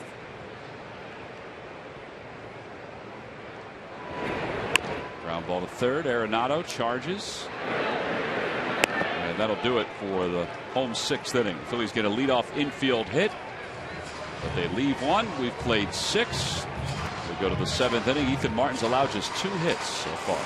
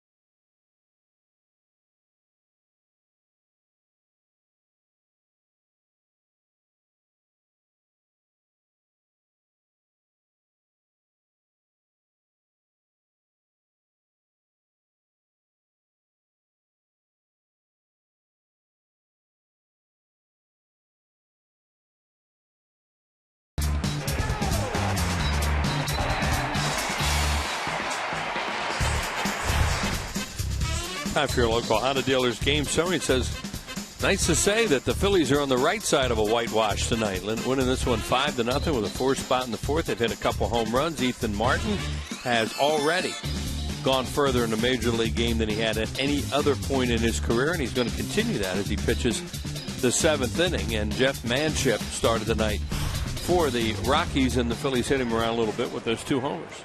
Well, Troy Tulowitzki will lead it off here in the 7th. Ethan Martin's retired 7 straight batters. Tulowitzki's 1 for 2. He has one of the 2 hits so far. Hits that one well, and it's not coming back. That ground didn't even turn. Man, that is a deep home run for Tulowitzki. Just the 3rd hit of the night for the Rockies, and it's a 5-1 ball game. So much for the whitewash. I mean, there wasn't even a courtesy turn by Dominic Brown. That ball in Denver might have hit the concession stand or gone in their parking lot. Oh. Looked like a little bit of a breaking ball of some kind, not his curveball or also fastball that didn't do anything. Let's see. I can't tell from there, but whoa, is that deep and high and low. That was a matter of how far is that going to go? Pretty far. Here's another look at it. What did he throw him? Slider. And it was up, and he crushes it. So a run across the plate here in the 7th, and Michael Kadire is the batter. He takes a fastball a little low. For Tulowitzki, that's his 21st home run. He has 2 of the 3 hits for the Rockies. With all the games he's missed, still has 21 home runs. First home run since the 2nd of August. It's where Martin, now you look at a young pitcher after he throws a tape measure job like that, and then, okay, that's only one. You have a 4-run lead. Don't walk the next guy. Because sometimes you'll see that happen even with a veteran pitcher. They'll get a little bit out of whack after a bomb like that.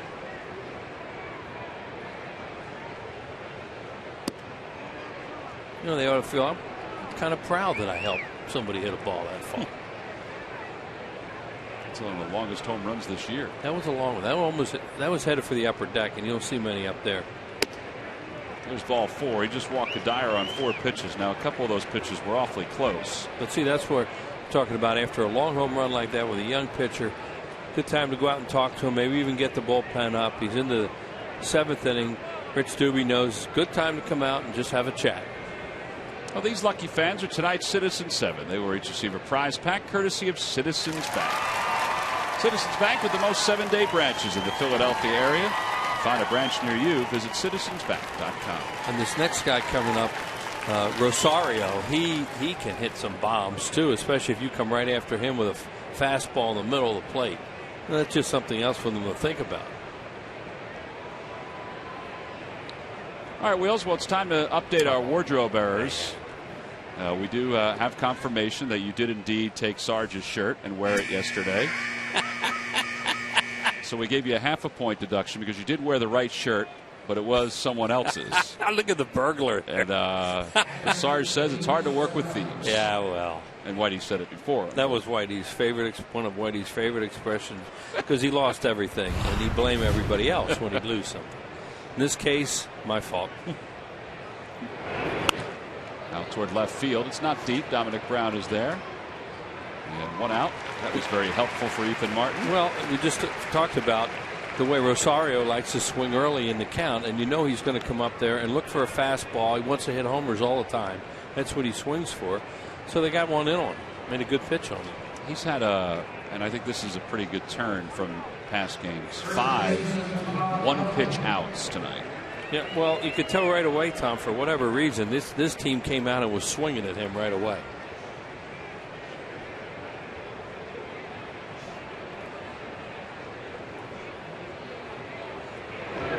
Todd Helton takes a strike. Fastball. Be a 91. Be a real accomplishment for him, though, if he could get through 7 innings in a big league game.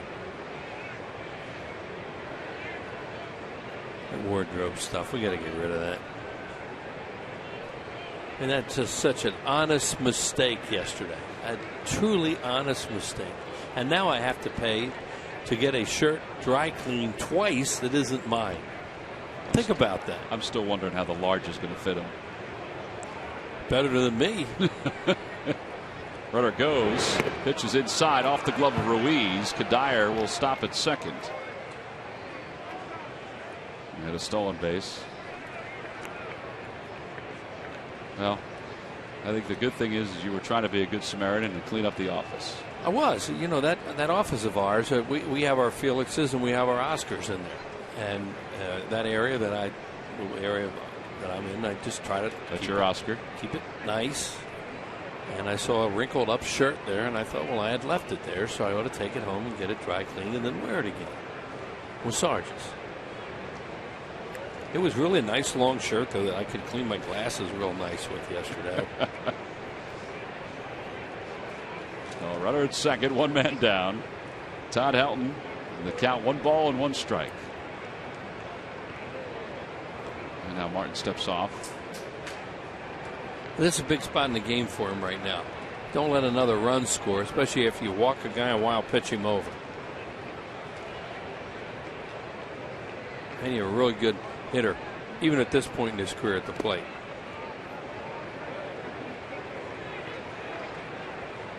So they're trying to get more out of this kid because there's nobody up there. This is recon time, try to find out about people.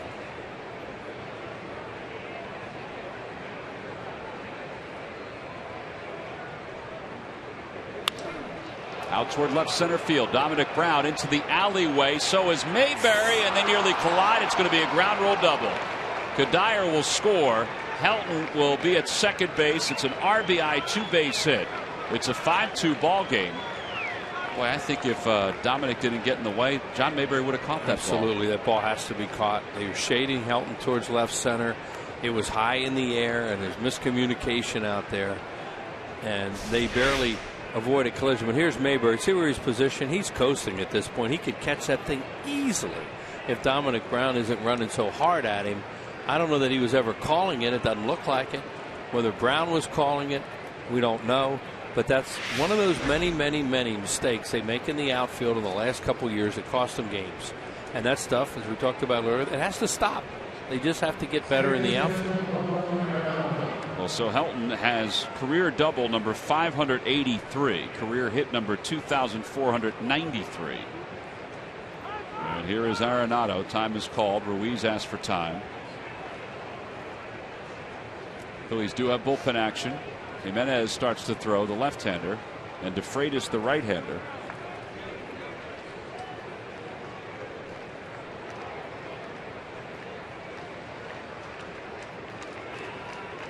A liner foul, and it's 0-1.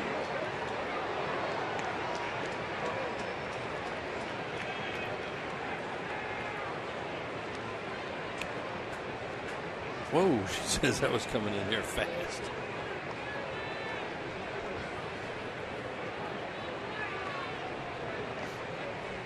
Rockies can score runs.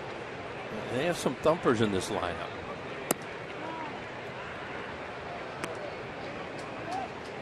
He's just a tad off with some of those fastballs this inning.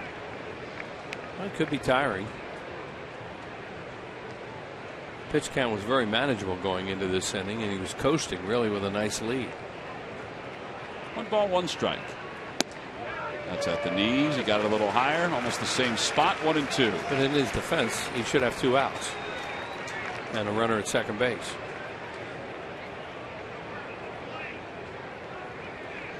And you can't say it's one guy's fault or the other. It's just miscommunication, and the ball drops. Here the dirt gets away from Ruiz, not far enough though.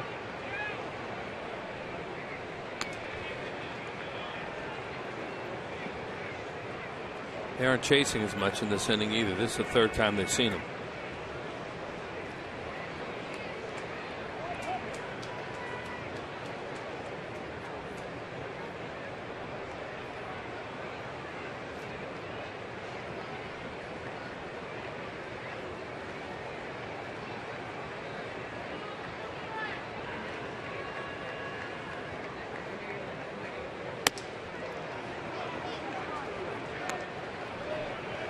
This may be his last batter, as the next guy, if this guy gets on, will be the tying run. Right.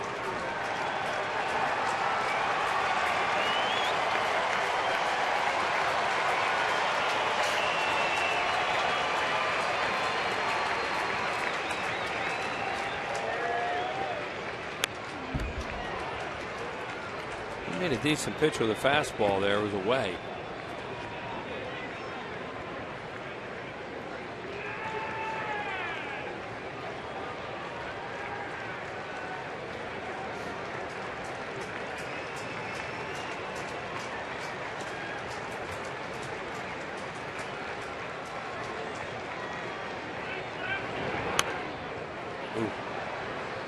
Down the middle. Toyota Major League Scoreboard. The Cubs are shutting out the Nationals 4-0. Nate Schierholtz has a home run and a double in that ball game for Chicago. Nationals acquired David DeJesus from the Cubs today. He went from one side of the field to the other. They let go of Roger Bernardino. 3-2 pitch. The dirt, ball 4, and that'll put runners on first and second with 1 out. Ruiz didn't like that swing that he had at those fastballs, especially the second one, so he decided to go 3-2 breaking ball. But they've seen him 3 times now and really noticed it in this inning. They're not chasing as much. Well, here comes Ryan Sandberg. For years, StubHub has been the place to find great Phillies tickets. And this season, you can get more with your tickets thanks to StubHub Fan Rewards. So get to StubHub and grab your seats today. So that'll be it for Ethan Martin. It's the longest he's gone this year in the big leagues in a very limited amount of appearances. So 6 1/3. He's allowed 2 runs. Justin DeFreitas is coming in. This will be an AT&T call to the bullpen, and a very nice round of applause for Ethan Martin, and rightfully so. It's been his best outing of a very young career.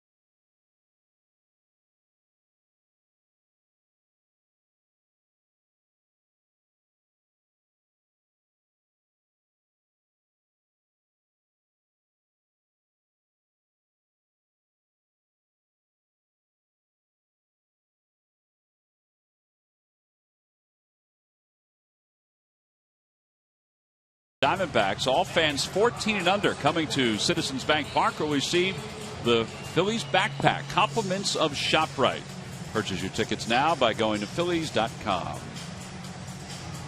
Oh, Ethan Martin and Rich Doobie having a conversation after Martin left the mound. He did a nice job tonight. The home run sort of set him scrambling a little bit. And now with the tying run due up, they decide to go to Justin DeFreitas to face DJ LeMahieu. See, Rich Doobie was saying a lot about fastballs there. So we'll find out tomorrow. Talk to Dukes about what that was about. But he was talking about something to do with his fastball. Maybe it was command. Maybe he was doing something different with the counts. Whatever it was, they caught up to him a little bit in this inning. And that home run, may have unhinged him a little bit.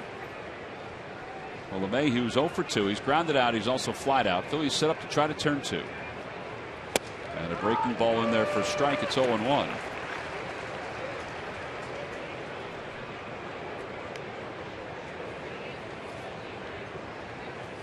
Charlie Blackmon is out in the on-deck circle for the Rockies. Pitcher spot is due up next. Wilton Lopez is warming in the pen. Another breaking ball. Jim Joyce says no, he didn't, and then they appeal to Jeff Nelson, who says no swing. They have 3 left-handers out there. They've used one of them in Francis. Here's a good block by Carlos Ruiz. Talk about that all the time when it's a catch. Anytime a catcher calls a breaking ball, he has to anticipate it in the dirt. The fastball, when he gets in the dirt, is the hardest one for them to handle because it fools them.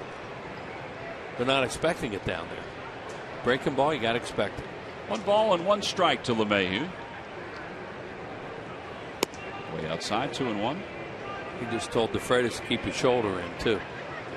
Carlos Ruiz just pointed to his shoulder like you're opening up. Keep the shoulder in.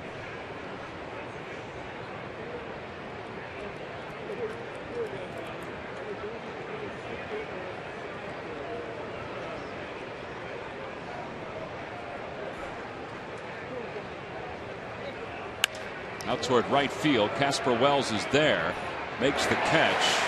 And Helton doesn't tag. Right, they're down by 3 runs with 1 out, and Helton's just going to stay there at second base. And 2 away, and here comes Blackmon.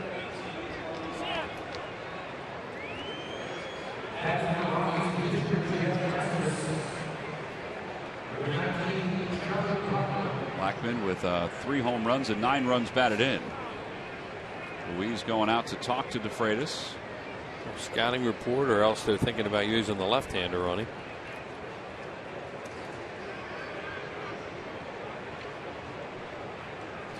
They have Pacheco, Culberson, and switch hitter Herrera on the bench.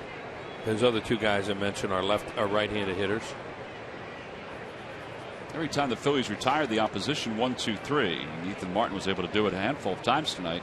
Comcast will make a contribution to Phillies charities. Phillies baseball is brought to you by Xfinity, your home for the most live sports, giving you all your favorite sports all year long. Looks like what they decided to do is come out and give him a scouting report on this hitter.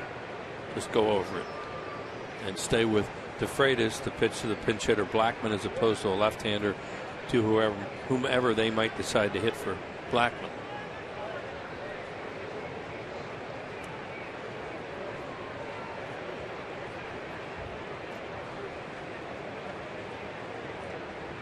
Ethan Martin is hoping that DeFreitas can get through this inning without allowing any more damage. He goes 6 1/3 tonight, but the 2 runners on base are his responsibility.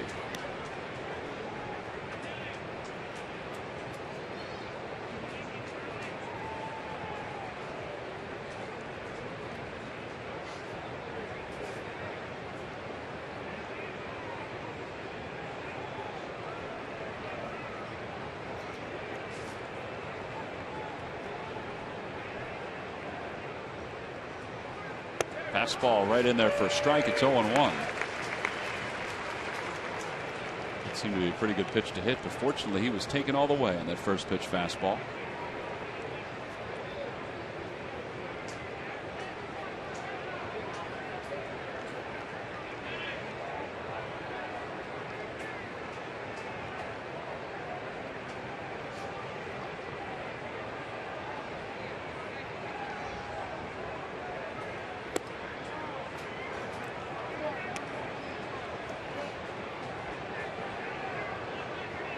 Freitas gets through this inning, that'll be it for him because the pitcher's spot leads off the bottom of the 7th for the Phillies.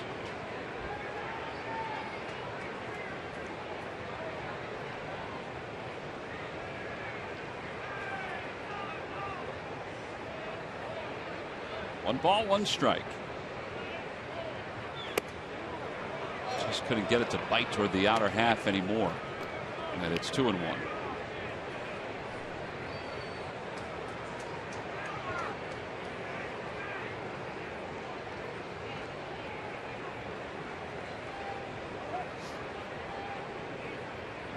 Freitas isn't leaving after this batter either because Fowler's numbers are better right-handed than left-handed. He's on deck. Out of play, 2-2.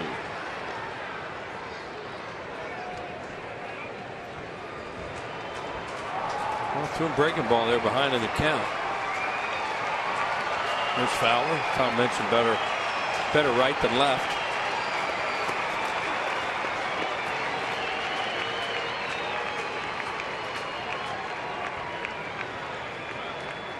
This is the pitch you have to make in the count right now because 3-2 changes everything. 2-2, you're still a little bit in charge. A lot more than if you go to 3-2. Well, time is called. And Freitas wants Ruiz to come out and chat a little bit. Right, and that's the point right there, that they want to make sure they're on the same page where they want to go, because this is where you want to get the out right now. Not to depend on a 3-2.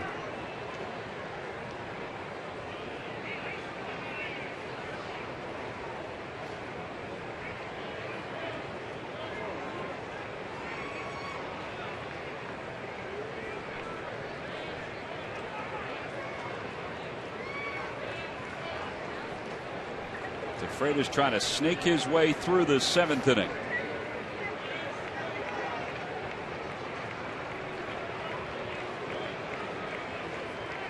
Two balls, two strikes.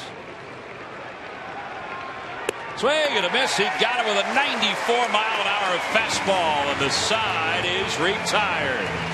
The Rockies scored 2 against Ethan Martin, but that's it. They leave 2 as Justin Freitas is able to help them along here at the top of the 7th inning. Time to stretch, much to the delight of Ethan Martin.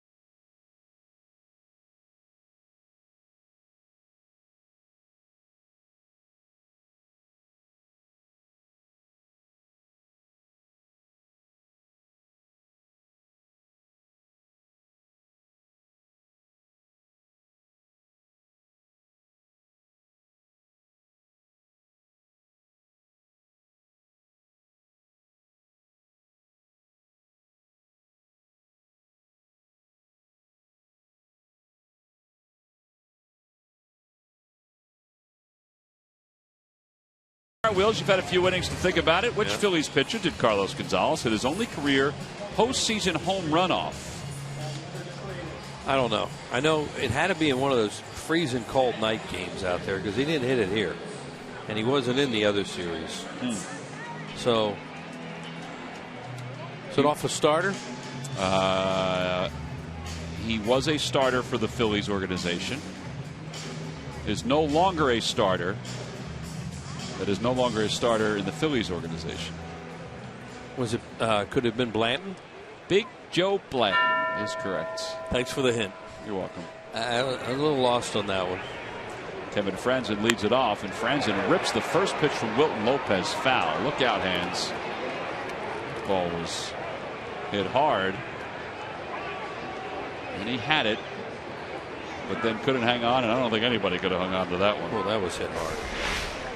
This is a BB. Bare hand. Oh, there's a glove out there. Oh, it hit him on the wrist. Oh. Did not get in the palms. Franzen bunts in the air. Arenado makes the catch. And there's one away.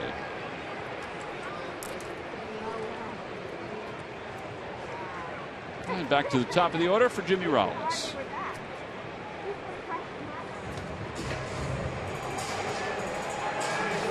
Rollins is hitless in 3 at-bats tonight.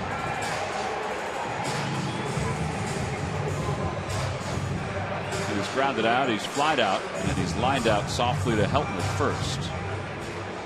They're going to go to Garcia in the 8th inning. They don't have an 8th inning guy that they can go to all the time. They use Rosenberg the last 2 days, so they can't use him tonight. And he got the job done. Big game, big spot yesterday, especially. Yeah, you want to look out to that bullpen, and you just keep thinking you're going to see Antonio Bastardo out there. Yeah, it's mix and match right now. I asked Ryan Sandberg before the game. Jimmy puts that to Helton. He's still smooth. Pitcher covers, 2 outs.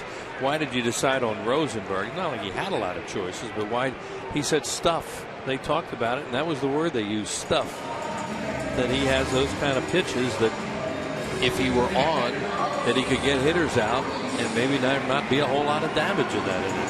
And they liked what they had seen the night before, so they went with him, and it worked yesterday. Well, with 2 outs, Carlos Ruiz, who's had a good night, a good couple of days, 6 hits in his last 7 at-bats.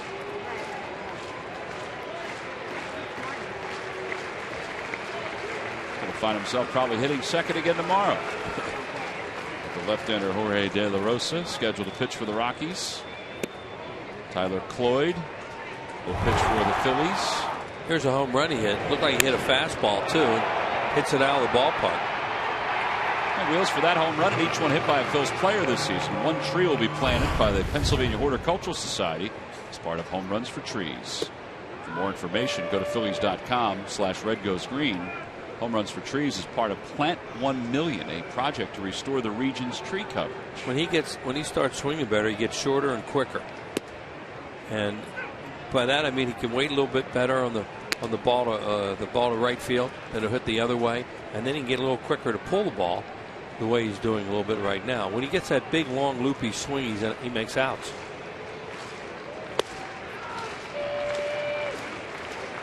It's even 2 balls and 2 strikes.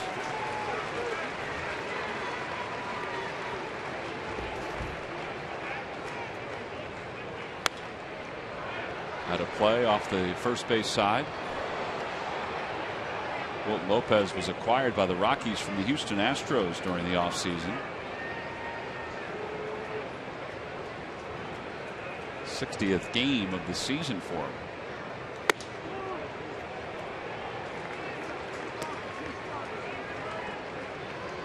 He does work fast. He gets it and throws it. Grounded to shortstop. To Tulowitzki. Throws out Ruiz. The side is retired. So the bullpen is retired 6 in a row for the Rockies. We've played 7. We move to the 8th. Phillies lead it by 3.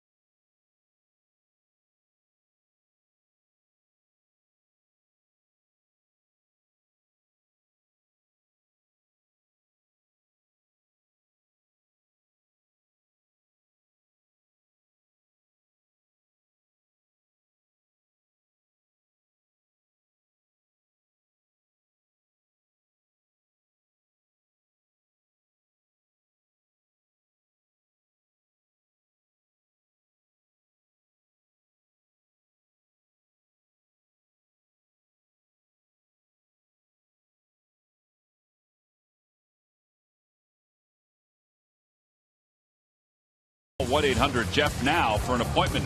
And by Chevrolet. Visit your local dealer at ChevyDealer.com. Top half of the 8th. Phillies lead at 5-2. Mentioned earlier that tomorrow the Phillies will have Roy Halladay rehabbing in Lakewood. He should be able to go pretty deep in that ball game. It's great to see him taking another step. And Jonathan Pettibone will rehab for Lehigh Valley as he continues to make strides toward coming back. Luis Garcia will take over for the Phils here in the top of the 8th inning. Garcia in his 16th ball game. His ERA jumped 2 runs after his last outing. 24 hits, or 24 base runners in 15 2/3.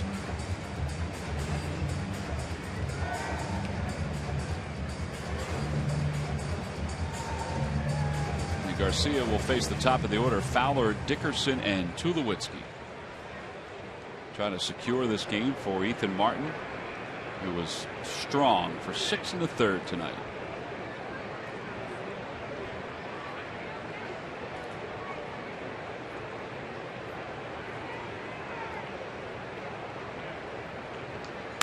First pitch got away. It's 1-0.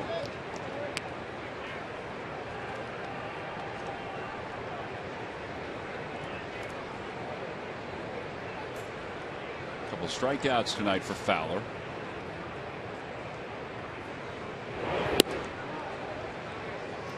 First 2 pitches have been way out of the strike zone from Garcia.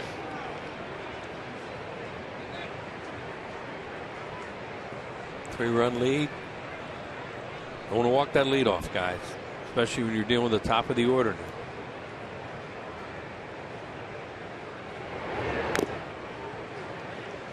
These guys have shown tonight they're hard to walk.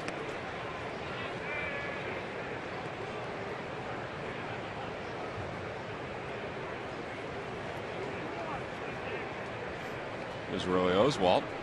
Phillies won't see him in this series. There he is. Got a lot of nice things to say about Charlie Manuel. 2-1 pitch to Fowler. Up high, 3-1. Pretty hard to be a player from around here that played for Charlie and not say nice things about it. Oswalt, the last Phillies pitcher to play left field. And he caught a fly ball.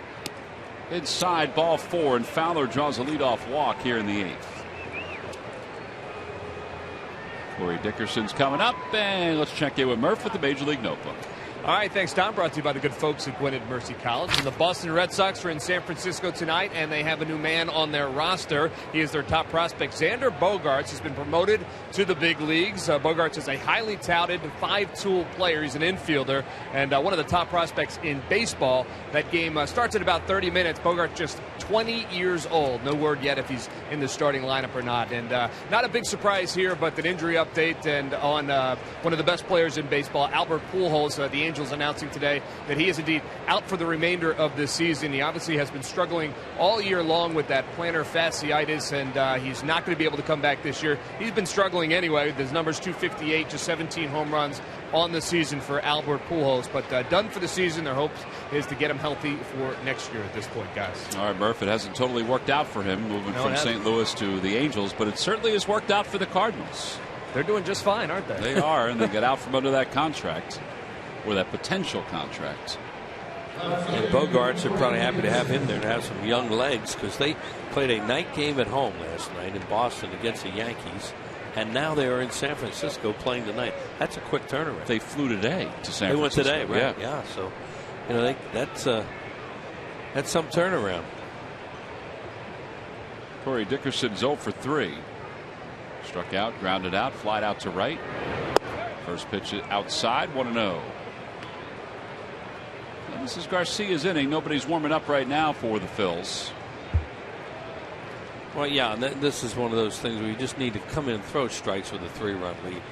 Rich Doobie went out there to just talk to him because there's nobody up. It wasn't like he went out to stall.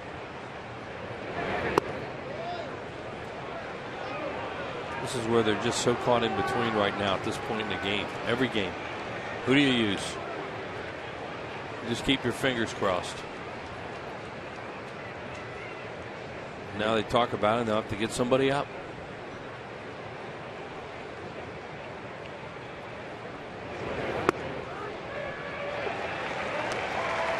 Jackets are coming off. Minor looks like he's going to start the throw. Diekman is also looking like he's ready to start throwing.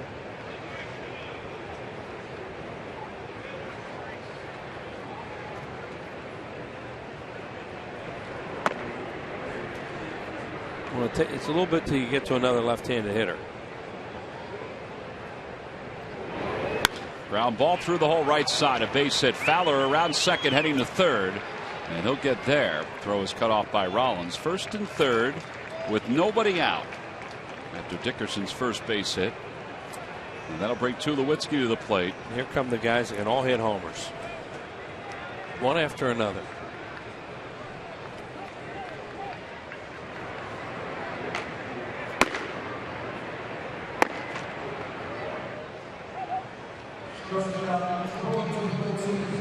Tulowitzki's 2 for 3. Homered his last time up. That was the first run for the Rockies. They've scored 2 in this game.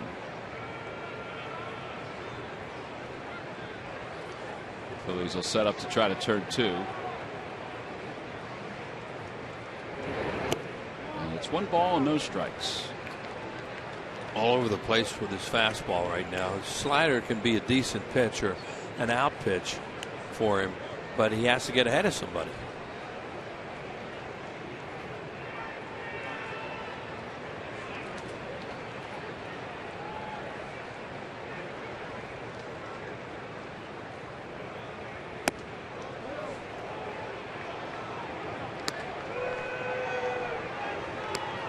Eight balls, 3 strikes.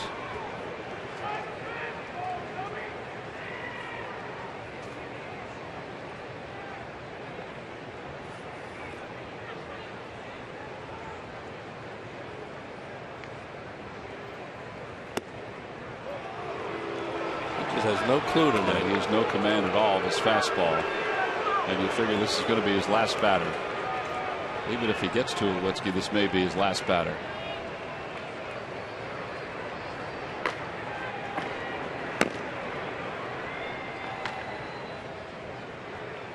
Inside ball 4. The bases are loaded. Second walk of the inning. So 2 walks and a base hit, and the bases are loaded. Fowler's at third. Dickerson's at second, and Tulowitzki's at first.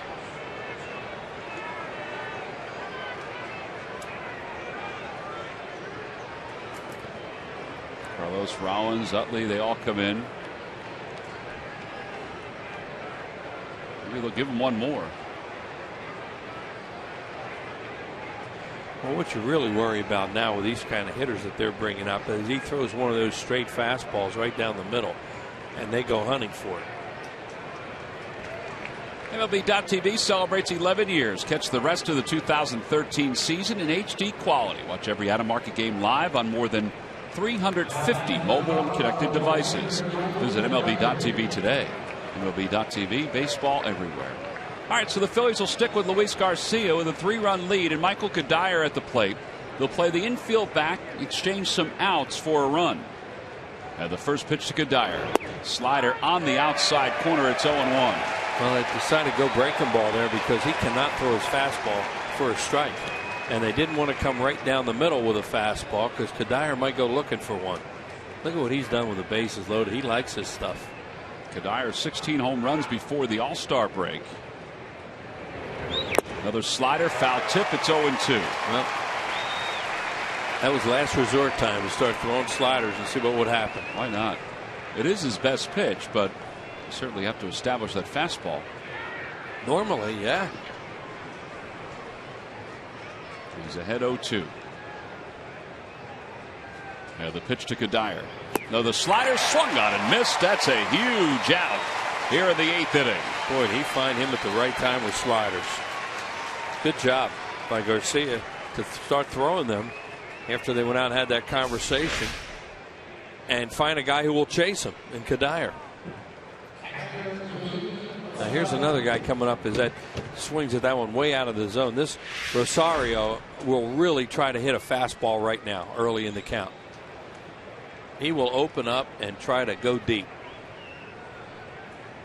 He's 0 for 3 today.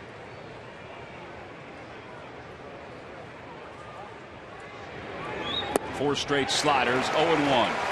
And that's knowing your hitter right there, too, that what he's going to go up there and look for is a middle-in fastball, kind of like the one he threw the other night and got hurt on the 3-run home run. I think he's got to keep going with the slider right now, doesn't he? Really? Until they show that they're going to hurt him with it, or they're going to stop swinging at it.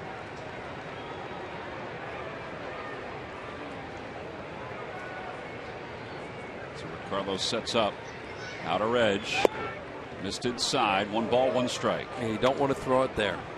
Because when you pull off the way this guy does, anything middle in is right in his wheelhouse.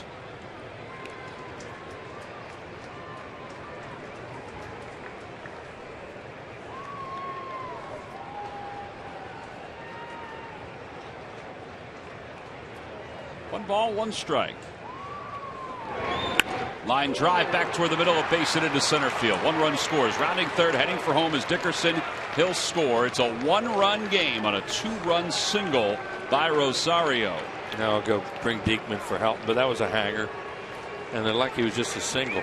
The hanger out over the plate as opposed to one in a little bit.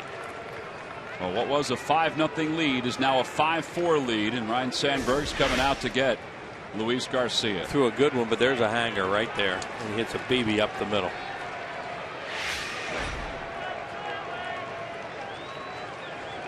No, Garcia's night is done. Diekman's night is just beginning. The Phillies lead is at 1. We'll be back right after this.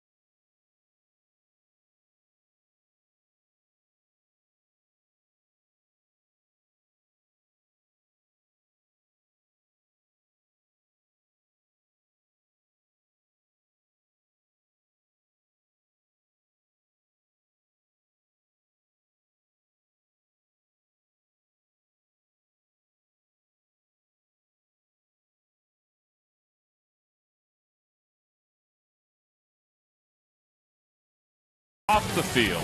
And rookie Matt Barkley explains the progress he's making in Chip Kelly's offense. Plus highlights and reaction from tonight's ball game. Chevy Malibu Sports Night tonight after postgame live only on Comcast Sportsnet. Oh, the Phillies had a 5-0 lead at one point. It's now 5-4. Luis Garcia has gotten touched up for a couple of runs here in the 8th. He'll leave with 2 runners on base as his responsibility. And he'll give way to Jake Diekman. Diekman is on to face Todd Helton. Helton 327 off left-handed pitching. He has 17 hits off left-handed pitchers this year. They're all singles. He's putting bat on the ball? Well, he's always been, there's Diekman's numbers. He's always been a very good hitter against left-handed pitching. But in this case, yeah, I guess. Of course, he's not the doubles long ball guy that he used to be. He used to be a doubles machine. Well, he did have a ground rule doubles last time up. He's 1 for 3. Tulowitzki's at second base. Rosario at first. First pitch over for a strike, and it's 0-1. Rosario just picked up that 2-run single. Yeah, he did a good job hitting that hanger. Garcia had thrown a few good ones, and then one that was not real good, and then one that was a hit-me breaking ball, and he hit it. Fastball 0-2. Well, here's where he doesn't have to throw that perfect breaking ball. Helton will probably cheat and look out there. I don't think they'll waste one in on him. But he could throw one and maybe he'll chase it or hit a weak fly ball to left.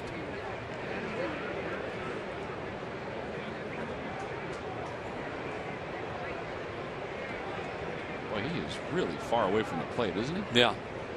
I know nothing's really changed with him over the years. He's always had great extension. He's been able to get to pitches.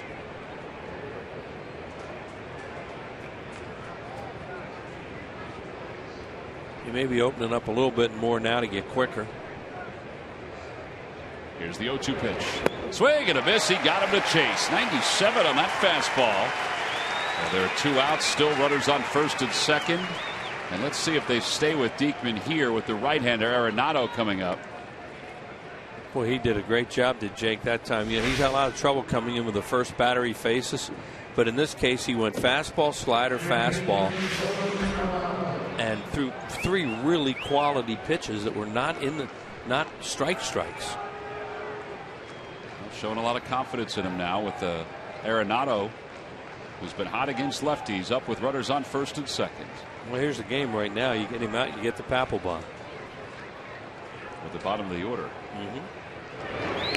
Foul tip, 0-1.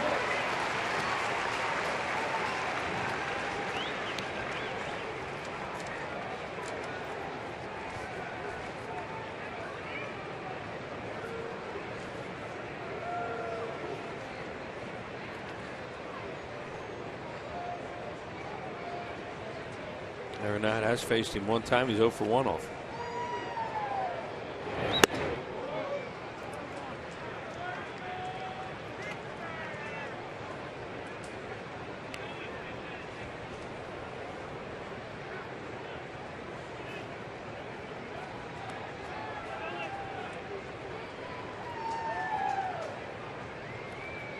Stomach feels a little different when you're the manager than when you're coaching third.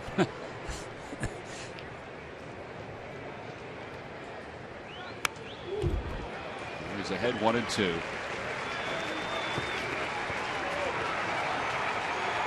When you're the third base coach, you can walk away and you go down the tunnel. We had a third base coach here that did that a lot before he became a manager. Bo would disappear a lot. Did that when he was with the Dodgers too. That was always funny to watch. 1 ball, 2 strikes. Others lead off first and second. And the pitch coming from Diekman.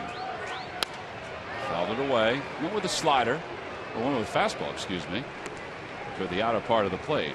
Yeah, he's had good. He's really done a good job tonight of throwing strikes that aren't down the middle, or just a little bit off the plate where the hitters will chase them.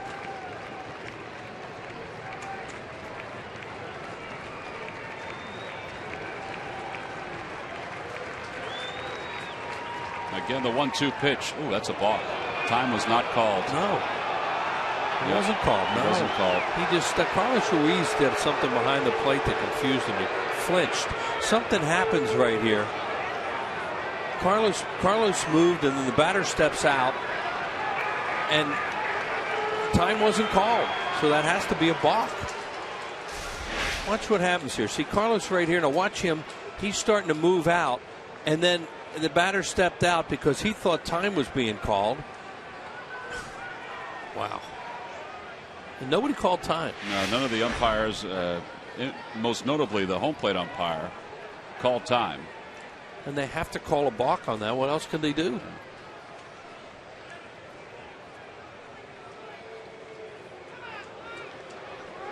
I was watching Carlos flinching a little bit because it looked like he was going to slide out. Yeah, and he didn't slide out. Yeah, it looked like he was going to slide out, but he was waiting till a little bit longer in the delivery of Diekman before he slid out, so you don't give it away too quick.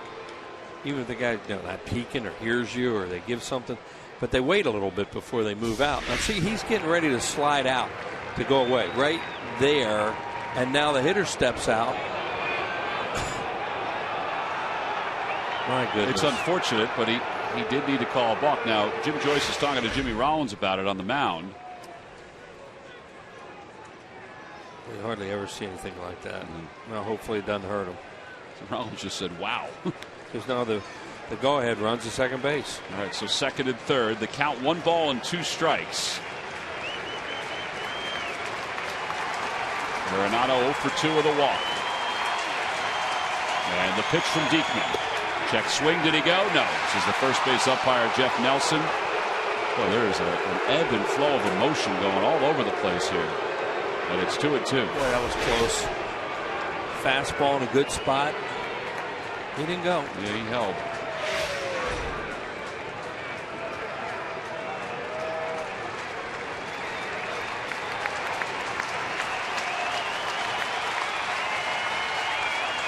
Now time is called, and Diekman just freezes on the mound.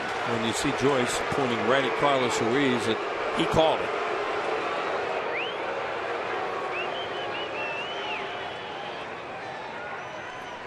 Unfortunate thing about that balk was if he delivers that pitch, there's no way that hitter's ready to hit it. With runners at second and third, the 2-2 pitch. Swing and a miss. He got him.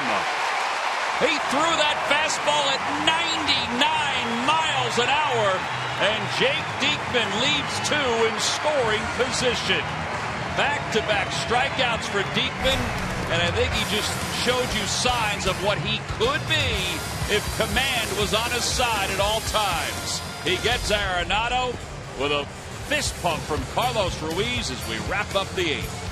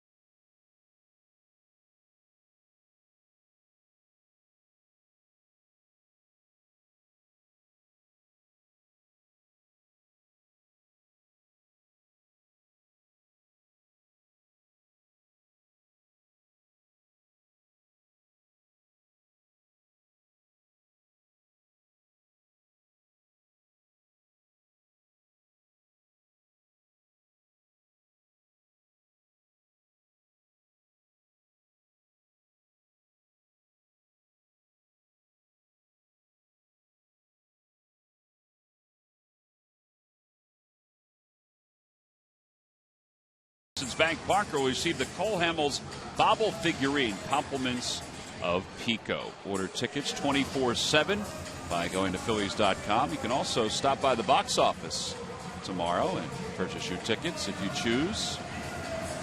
Ryan Sandberg and Jim Joyce are still chatting about the balk on Jake Diekman. That was all part of that top of the 8th inning. I mean, their point could be, they're talking to Jim Joyce, never seen anything like that. But they're saying, well, hey, the hitter did that. He caused that whole thing. There shouldn't be something involved in the fact that he's the one that did what he did, and then that made my pitcher stop and nobody called time. And I'm sure Jim Joyce is giving the explanation of what they could do. Now watch it again. This is caused by the hitter right there. He thinks he's going to get time. He's trying to get time. He doesn't get it. And normally, you know, when a hitter doesn't get time, the pitcher just throws the ball, and that's the hitter's problem at that point. So we'll find out later, but that could be the argument that they're trying to make it. Hey, that's not my guy's fault. Well, Rex Brothers, the new pitcher for the Rockies. We start the bottom of the 8th.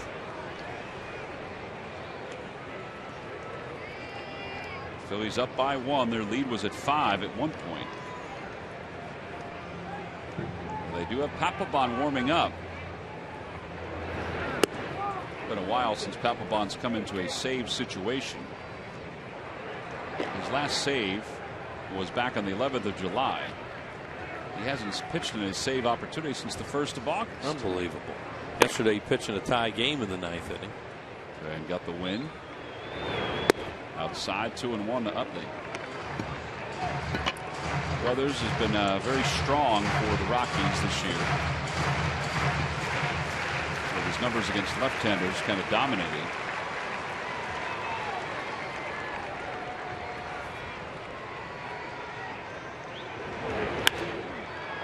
Popped him up.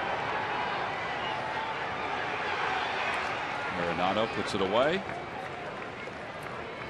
Great job by Jake Diekman. Probably the best pitch all year in a big spot. Because he came in, he threw non-hittable pitches.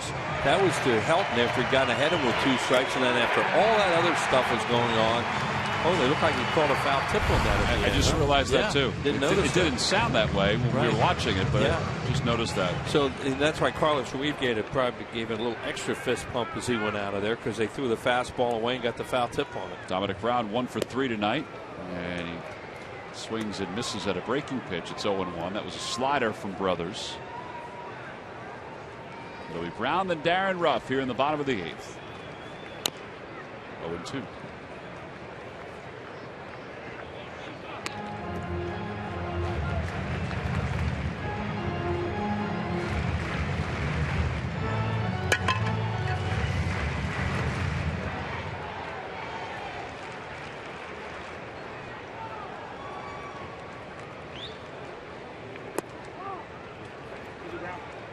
Giving time to hitters is always one of those in-between things too, because you'll see hitters step out and they think they had time, and then they'll argue like, why didn't you give it to me after the pitch is thrown?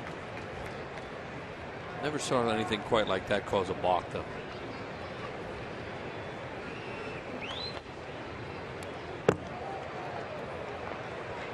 And Rosario just sort of went into a fetal position because he thought that ball was going to hit off the back wall and come back and hit him. And the umpire doesn't appreciate that, because when they're in there, they want that ball blocked too. They don't want it coming back there like that, let alone to have it hit the wall and come back and hit them.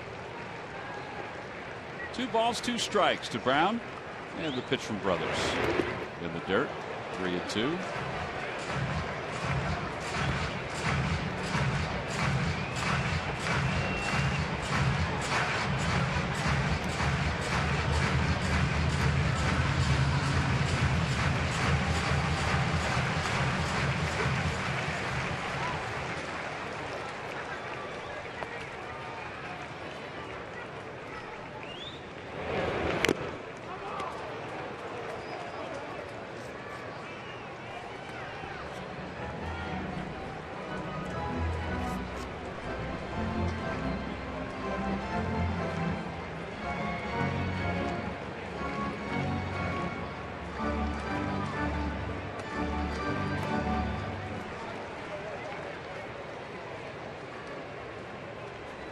Fastball away. And it was on the inside corner. He missed his spot, and it's a called strike 3. Yeah, a lot of times when a pitcher misses a spot by that much and the catcher has to come back the other way, then get the call. But it was a strike, or it looked like it was a strike. See, Tom said he's going to go fastball away, and look where it is. That's a strike. But so many times the umpire doesn't stay with that, because he's setting out, he's watching where the catcher is set up, and the ball misses by that much, but that caught the plate.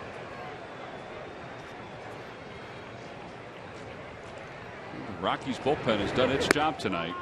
They've allowed only 1 base runner. It was an infield single in the 6th inning by Ruff. Well, they have a note tonight that their bullpen has been very strong lately, except for the game in Baltimore yesterday where they let it get away a little bit late. Swing and a miss, 1 ball and 1 strike. Well, 9 in a row retired by the Rockies bullpen after the infield single by Ruff.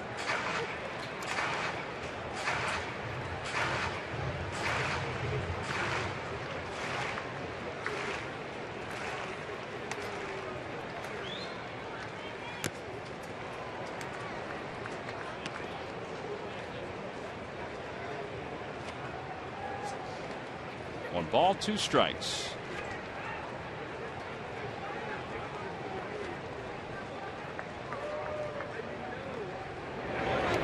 In the dirt, 2-2. Man, he's just getting beat up back there. Yeah, this inning. His brother likes to throw that breaking ball in the dirt. He's trying to block it. He's not real smooth back there. He's kind of choppy. I think that's, I don't know how else to put it. You mean Rosario? Yeah. Not Jim Joyce.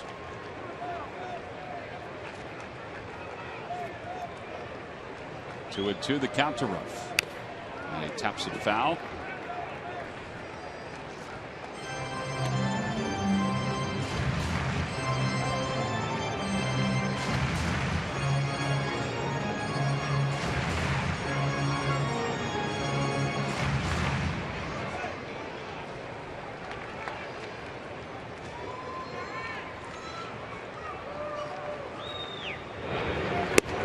Called strike 3.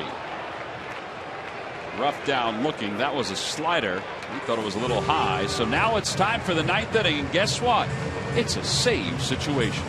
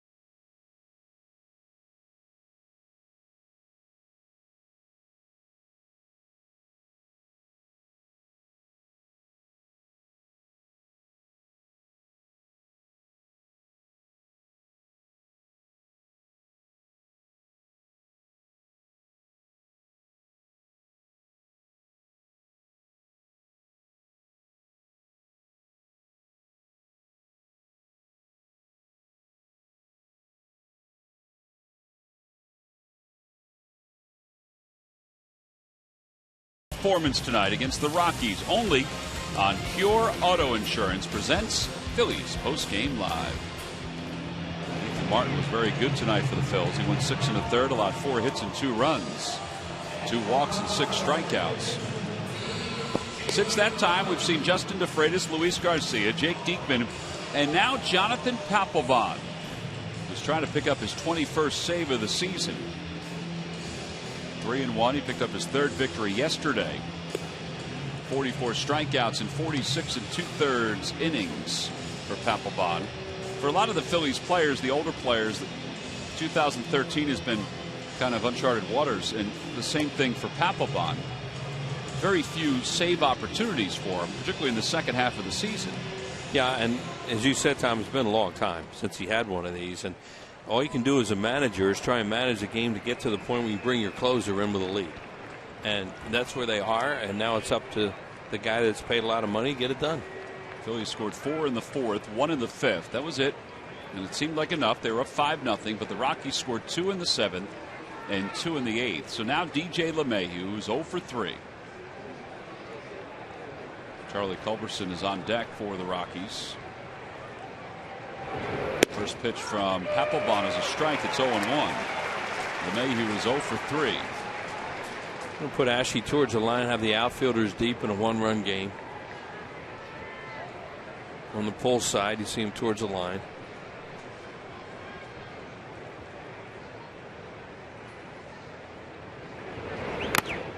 Off the mask of Ruiz, it's 0-2.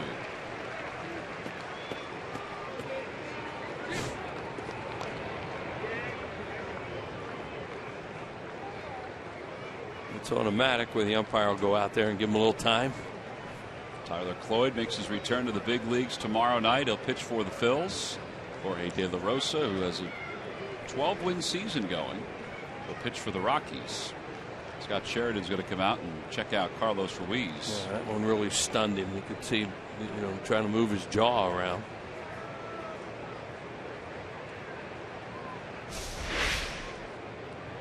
Imagine what that must feel like. Oh, man.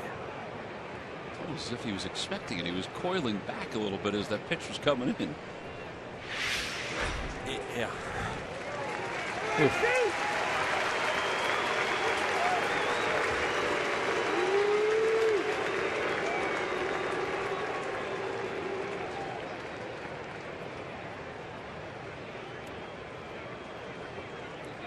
Well, they're in a brotherhood back there.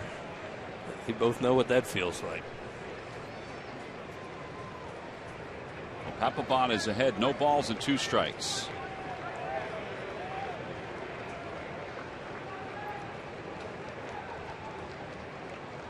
And the pitch. Back toward the middle, and a base hit. Means the tying run is aboard. A little bloop to center. And Culberson will pinch hit for the Rockies. He made a good pitch on him with 2 strikes. He jammed him. Give the hitter credit. LeMahieu, he just fought that thing off and gets himself a hit. Normally you don't bunt for a tie on the road. You can't assume it though.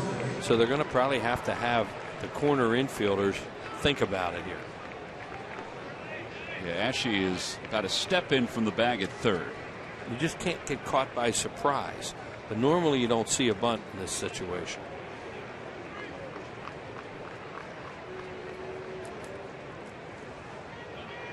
LeMahieu does have good wheels over at first. 14 stolen bases.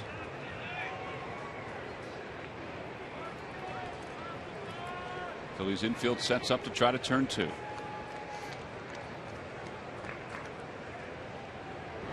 Not bunting. 1 ball, no strikes.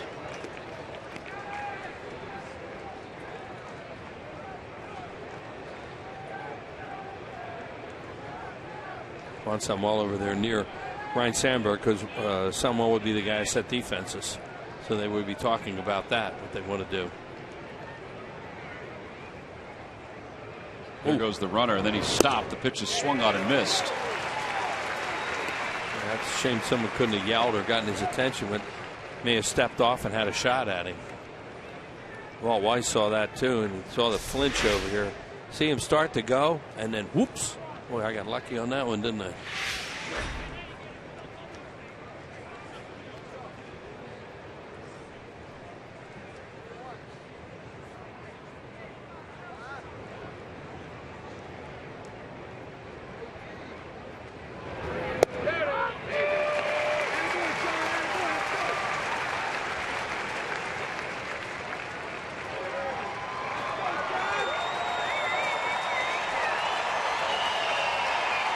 They're thinking would be right now. Sometimes you're one with 2 strikes on the hitter because you think they'll throw a split or something down that's hard to handle. Papelbon slow to the plate. They may do a throw over. 1 ball, 2 strikes. And there is the throw over. They got him picked. Ruff will run at him. LeMahieu slips. Rollins try to track him down. They give it to Utley, and the tag is made. 1 out. Good job down there. Because they're thinking just what we're talking about. That you may be in a situation where the pitcher's going to throw a ball in the dirt. So we're going to run here. And guy left early before, so they think he's a flincher. So they may be able to get him to flinch again, too, if he's thinking about going. And they did. That was a great job by the bench right there. And then they get the rundown. The players execute. They give them credit for that call. Well, 1 out, and the count again is 1 ball and 2 strikes to Culberson. And the pitch from Papelbon. A liner foul. That was a hanger. And it was out in front. And it remains 1 and 2. Mick Billmeyer is usually the guy who runs a running game down there too. So find out, may have called for a pitch out there. You don't know, but the odds are it was Mick, and the flinch had something to do with it. And I think also 2 strikes with a pretty good runner, thinking they could run with maybe a split. As mentioned, he had 14 stolen bases. Again, the 1-2 pitch. Ground ball toward third. Ashe, nice hop. 2 outs. Phillies are 1 out away from putting together 2 in a row. May not seem like a lot, but the way the second half has gone, it's a sizable amount.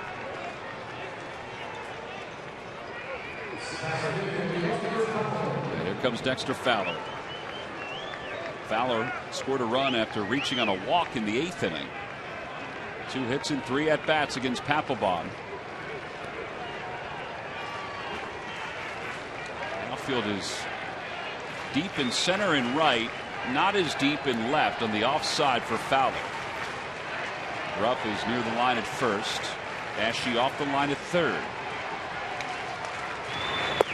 He went around. That was a split. It's 0-1.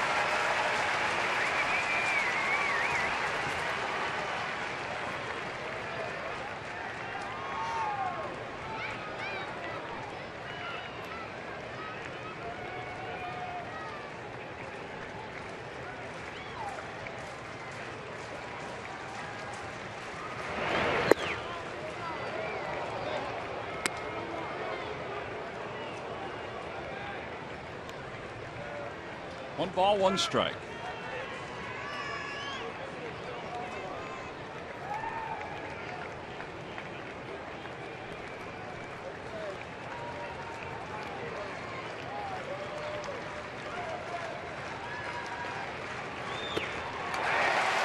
So he's gotten 2 strikes on splits in this at bat to Fowler. 1 ball and 2 strikes. This crowd of 35,216 on their feet. Some need a little help to get to their feet, but that's okay.